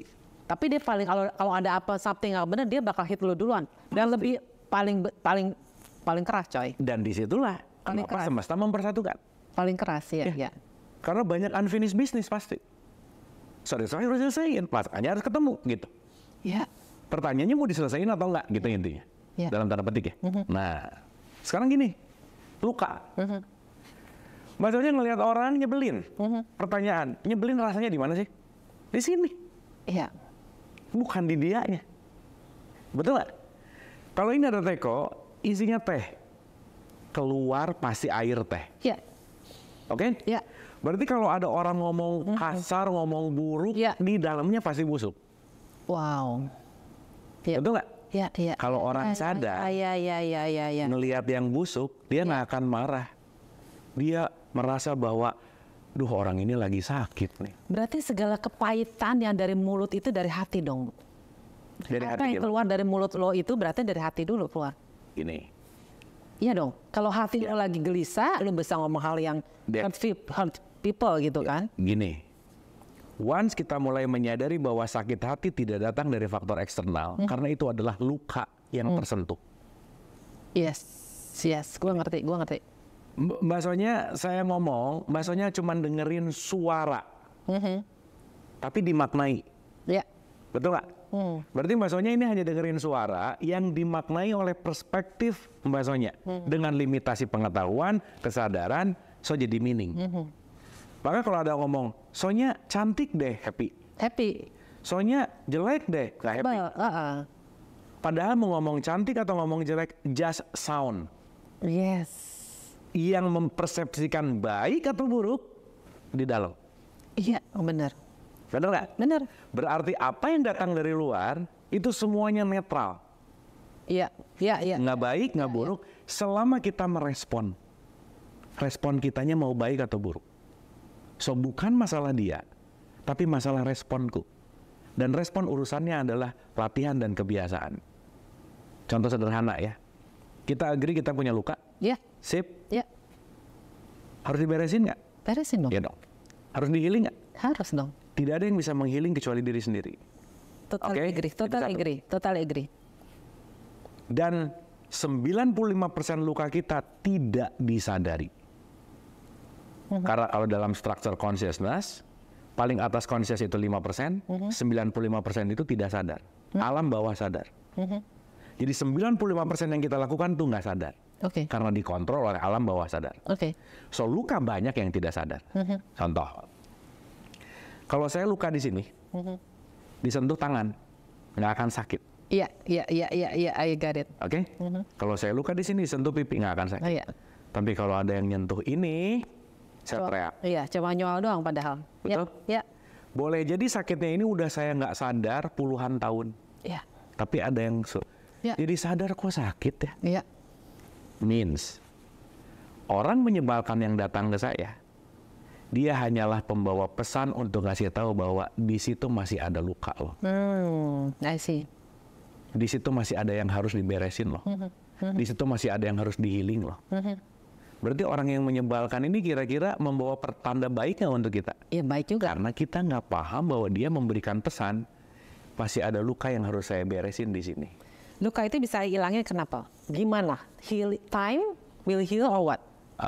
In perspektif bukan time iya, tapi yang paling penting adalah kesadaran. Sadar lu mau sembuh. Sadar untuk diterima nomor satu. Wow. Karena itu didesain untuk diterima. Karena semua bentuk kekecewaan hidup karena aku nggak terima. Wow. Betul nggak? Yes. How come kita tidak bisa menerima realitas? Yes. Gimana ketika nanam melon, akarnya melon, nggak terima buahnya melon? Iya. Itu nggak make sense. Iya. Padahal lu nanam melon pasti dapetnya melon. Berarti kalau sekarang saya panen caci maki, kemarin nanam apa? Caci maki, selesai. Kalau sekarang saya panen kebencian, berarti kemarin saya nanam apa? Kebencian, selesai. Disadari atau tidak? Semua yang panen hari ini tergantung apa yang saya tanam. Tabur tuai lah. Fix. Salah satu hukum semesta gitu. Iya, hukum semesta tabur tuai. Nah, kan pembahasan ini, pembahasan kesadaran hidup, ini nggak terlalu populer sebelum pandemi gitu, Mbak. Oh iya banget. banget. Gue merasa pandemi itu reset everything. So, saya selalu mengatakan pandemi itu blessing. Super duper blessing. Yes, gue tak seplan ya, Bu ya. Oh, jelas lah. Karena segala sesuatunya pada dasarnya adalah knowing self. Balik lagi ke pembicaraan kita yang awal gitu. Nah, akhirnya dari perjalanan research lah kemana saya belajar agama. Asalnya Islam, saya belajar Katolik, saya ke Vatikan tuh untuk ngobrol sama Romo di sana. Saya ke Buddha, saya masuk ke monknya Hindu. Dan di situ saya menemukan red line gitu. Apa? Semua apapun jalan. Jadi gini, agama adalah jembatan menuju Tuhan. Yes. Jadi jangan berhenti di jembatannya. Karena itu semuanya adalah bridge. Dan nanti penting disadari bahwa jalan kembali ke Tuhan itu sejumlah ruh yang ditiupkan. Jadi kalau sekarang ada 7,8 miliar manusia, ada 7,8 miliar jalan menuju ke Tuhan. Jadi nggak usah kepo-kepo amat sama jalan orang lain gitu. Bu, gue mau tanya, lu udah ke semua agama, which is gue curious sih. Karena gue pengen belajar atau nggak agama lain, persamaan dari setiap agama itu apa, Bu? Kita kalau perbedaan mah ada lah, lu cara menyembah. Maksudnya persamaannya apa? Ya, dari wilayah kulit, udah pasti semua beda. Yes. Mau itu aqua, mau itu amidis, mau itu pristine, itu kulit mereknya. Tapi semuanya adalah mineral water. Yes. Oke? Iya. Jadi kalau saya melepaskan merek saya, Mbak Sonya melepaskan mereknya, semua penonton melepaskan mereknya. Iya. Semua intisari kita tuh cuma satu. Apa, Bu? Cinta. Tuh kan. Keren ya. Makanya tagline gue, kekuatan terbesar adalah suatu cinta. That's it. Maka itulah dalam perspektif Islam disebut Rahman Rahim, kasih sayang. Wow. Bahwa Yesus hadir untuk cinta. Yes. Semua bridge itu berbicara tentang love itself. Wow. Jadi kalau mau kita agak lebih esensial kan, bahan baku kita tuh semua adalah cinta. Gue setuju banget loh, karena gini, ini closing ya guys. Gue kan bokap nih, kita kan tahu ya keadaan ini nih kita suka ngadain kebaktian di sini. Suka ngundang pastor, ya gue suka dengerin pastor segala macam. Tapi setelah itu gue selalu bilang ke papa gue, kita anak-anak nih, Pak, ngomong dong satu patah kata sebelum closing. Dia cuma ngomong gitu, the greatest is love. That's it. Dan sampai sekarang itu masuk ke dalam pikiran aku loh. Makanya Papa selalu begini, Son, jangan pernah berhenti menebarkan kebaikan. Karena kebaikan itu akan datang kepada kamu itu loh, Bu. Jadi sometimes like kata-kata itu so simple, tapi masuk ke hati gue. Biarpun ada orang membenci kamu, mencaci maki kamu, istilahnya kalau ada orang jahat sama kamu, tabur kebaikan. Karena itu seperti menaruh bara api di kepalanya. Bener banget. Bener banget. Nah, ini kan sebuah kesadaran yang tidak biasa di masyarakat kita. Yes. Gitu ya. Yes. Karena jangan lupa, perbedaan itu adalah sebuah konsekuensi semesta dan kehidupan. Nggak ada yang sama. Yes. Ini jempol aja nggak sama loh. Iya. Nggak ada yang sama. Satu makhluk pun nggak ada yang sama. Berarti berbeda belum tentu salah. Yes. Betul nggak? Yes. Nah, yang menarik adalah ketika kita membedakan agama satu dengan yang lain. Ya. Beda udah pasti. Iya, udah pasti. Tapi jangan lupa bahwa konsep semua jembatan ketujuan yang sama. Wow, keren banget ini. Saya mau kasih analogi gini, Mbak. Ada orang pengen sehat. Karena sukanya basket, boleh dong. Betul nggak? Ya saya basket aja. Iya. Tujuannya mau apa? Sehat. Betul. Tapi saya senangnya lari. Ya udah saya pakai lari. Iya, betul. Pengen apa? Sehat. Saya sebenarnya Zumba. Ya udah Zumba atulah. Udah. Saya RPM, ya udah. Cycling. Ya, why people are arguing about this ya, Bu? Betul nggak? Iya, betul. Masa pebasket mengkafirkan perenang? Yes. Aneh nggak? Yes. Perenang mengkafirkan pebasket. Yes. Orang tujuannya sama-sama sehat kok. Iya. Berarti di sini ada satu pola berpikir yang harus ditanamkan karena kenapa? Sorry to say ya. Benar. Indonesia secara IQ di bawah rata-rata tahun kemarin 78,4. Rata-rata dunia 82. Wow. Tingkat literasi kita rendah. Wow. So, kalau kita berbicara, berpikir itu susah. Maka lebih gampang untuk menilai. Wow. Kebayang? Iya, gue ngerti. Lebih gampang karena orang ngejudge orang dulu. Karena mikir itu susah. Iya. Berarti emang nggak dibiasakan untuk melakukan pola berpikir. Iya. So that's why the way of thinking itu penting banget. Iya. Dan ini kan nggak bisa kalau nggak dibiasain. Gitu. Iya. Ya anyway, pandemi suruh kita mikir kan sebenarnya. Reset everything. Semuanya. Untuk menghenti. Untuk berkontemplasi gitu. Yes. Nah disitulah di awal. Dialog positif udah hadir dari tahun 2013. Yes. Di mana visi misi awal saya adalah bagaimana mengumpulkan, ya kalau pakai bahasanya Marvel, Avenger yang punya mindset sama, yang punya visi sama, untuk meningkatkan daya pikir, pola pikir, paradigma, untuk upgrading dari kemasan menuju isi. Yes, keren banget itu. Dan begitu pandemi ada panggilan, sesimpel gini, Mbak. Kan saya tuh sebelum pandemi itu tight schedule ya, offline. Berarti saya punya satu habit, saya punya satu kebiasaan nggak bisa diem. Iya, tahu. Jadi kalau diem tuh gimana gitu? Iya, ngerti. Gue tahu. Kebayang ya? Ya, kebayang. Dari yang fast forward, pandemi, bagus, diem gitu. Sama, bener. Aduh, ngapain ya? Satu hari ada satu insight yang cuman ngasih pesan di dalam gini. Abu, bikin deh acara yang kamu bisa nemenin orang-orang at least sebelum bobo tuh nyenyak. Yes. Message-nya cuma itu kok, dari dalam tuh gitu.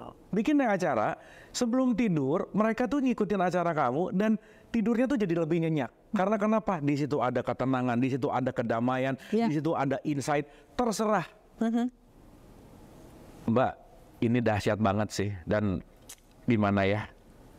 Ya itu tadi ya, begitu suara hati memanggil dan kita merealisasikan dan apapun itu. Ya, keren. Semesta tuh bahu-membahu untuk mewujudkan apa yang akan menjadi. Totally agree.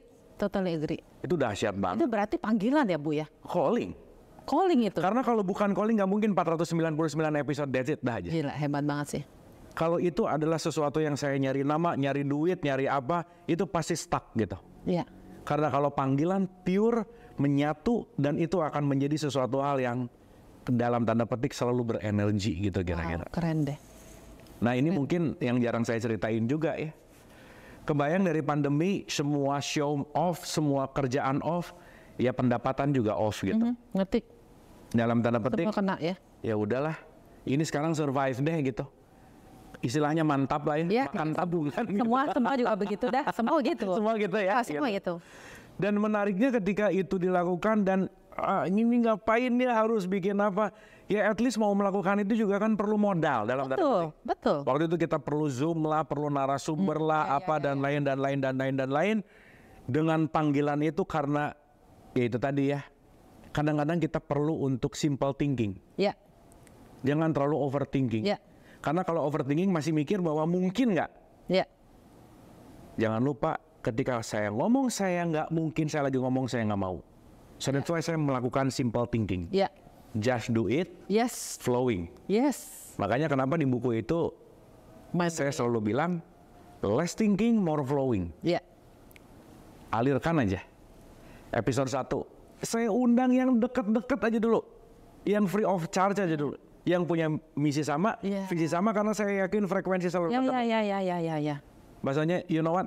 Itu semua orang ketika saya telepon antusias, semuanya oke.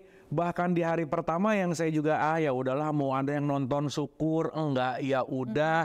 Yang datang dari mulai 20 orang, di hari kedua 50 orang, di hari keempat karena waktu itu kita pakai Zoom yang gratisan, 100 orang udah nggak cukup tuh. Wow. Jadi saya harus langganan, which is berbayar. Ya. Dan itu nggak ada sedikit pun ngomongin profit, penghasilan, mau dapat, nggak ada. Jadi itu 20 hari awal berdarah-darah lah. Gua tahu. Dalam tanda petik. Ngerti banget. Dan di situ antara deg-degan bahwa mau melakukan, kan investment ya. Yeah. Kalau dalam hitungan logika investment untungnya apa gitu. Iya. Dan di situ ya mulai menyadari bahwa invest something untungnya bukan berarti materi gitu. Yes. Tapi disitulah yang saya sebut bahagia tadi. I try to detach. Tidak terlalu banyak thinking. Iya. Dan ya udah, akhirnya saya invest, dan setiap pembicara tuh kan rata-rata emang kita kasih bonus lah ya. Iya. Terima kasih gitu. Iya. Dan itu pasti ada sesuatu yang harus dikeluarin. Dan di kondisi saya pada saat itu, wah jauh dari siap lah. Karena untuk ngurusin A, B, C, wah, dan di mana saya punya case banyak lah tentang bisnis. Oh udah deh, itu masa-masa dalam tanda petik pembelajaran yang dasar, dan itu panjang ceritanya. Tapi menariknya Mbak, ini yang pengen saya ceritain gitu ya. Nah, jadi di 20 hari ini berdarah-darah, tapi ini menarik Mbak, ini yang pengen saya ceritain. Dan honestly ini saya ceritain baru di sini. Wow, keren ya. Honestly. David Sonya loh. Terus? Beneran ini saya baru ceritain di sini gitu.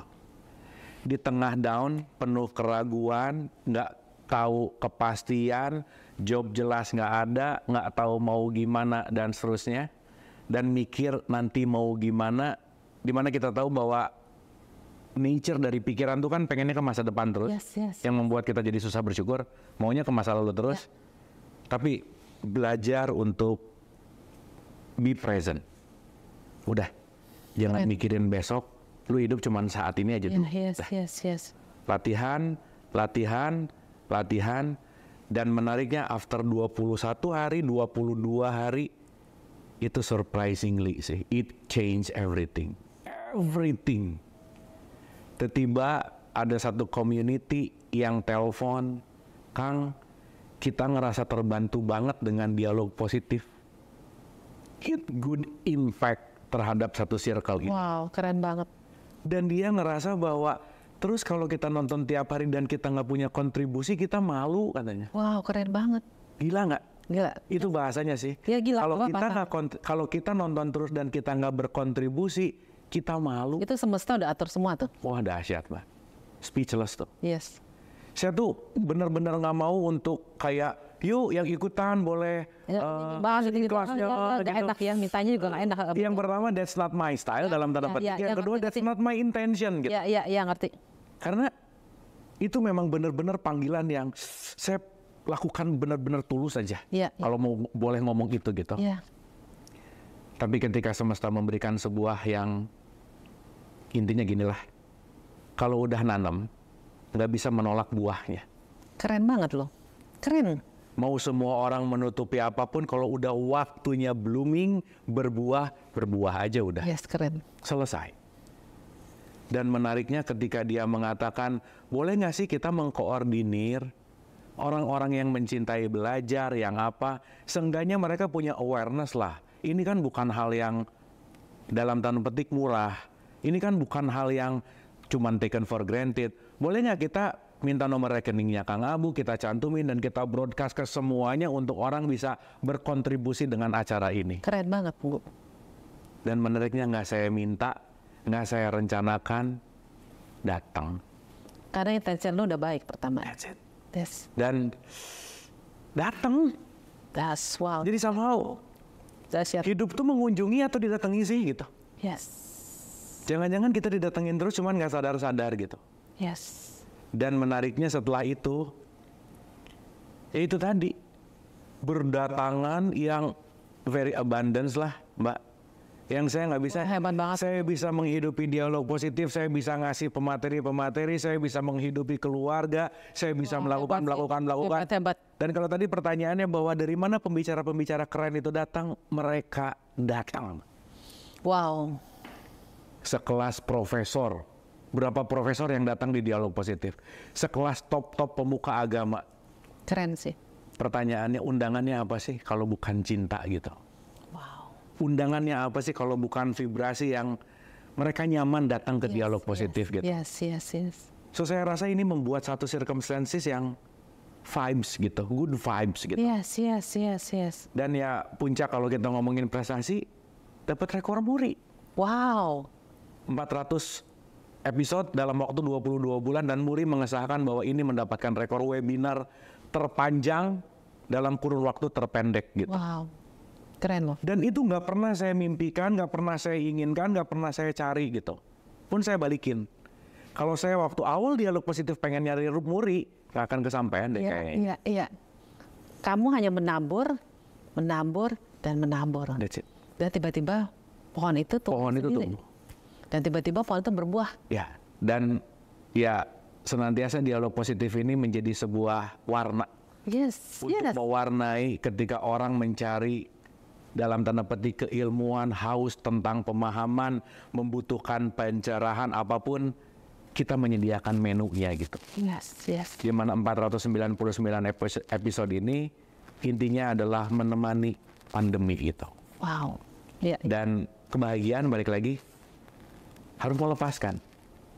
Makanya kenapa nggak sampai episode 5? Makanya gue tadi mau nanya itu. Ya. Kenapa cuma satu lagi? Karena ada panggilan di dalam bahwa kamu harus tahu kapan ngegas, kamu harus tahu kapan ngerem. Yes.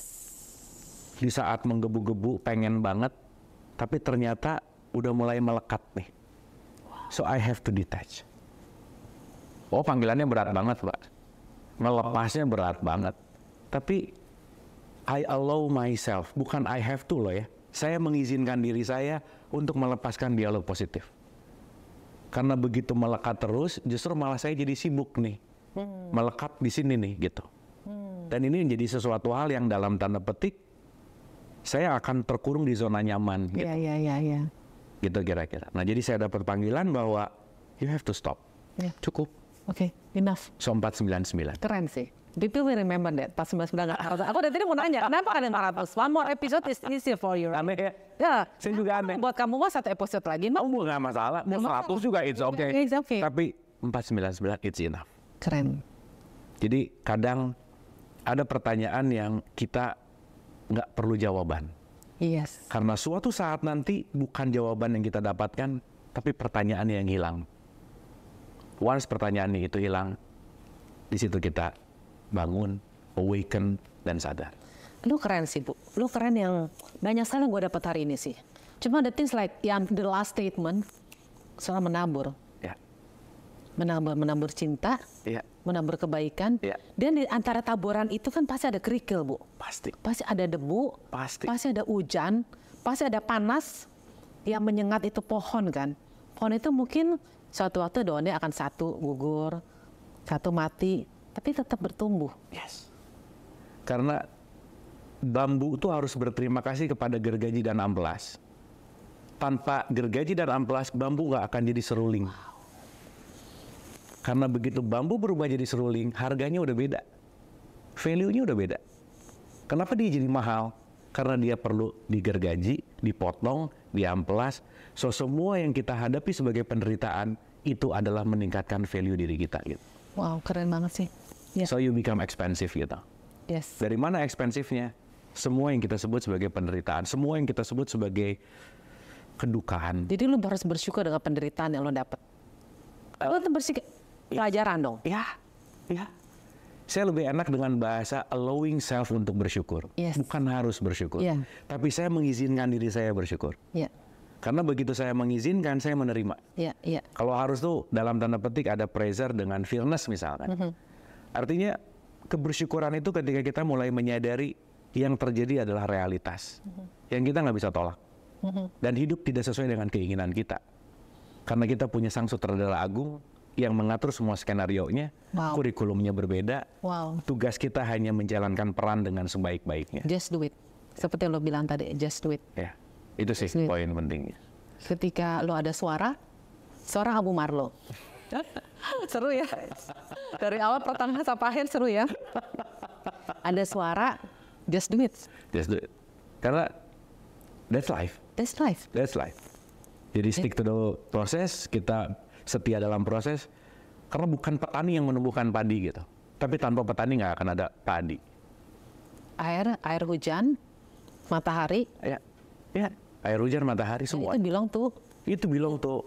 Semesta yang punya kehidupan. Yang punya kehidupan. Sang Maha Sutradara. Iya, Sang Maha Sutradara. Wah, keren banget. Gila, keren. Gitu sih, kira-kira.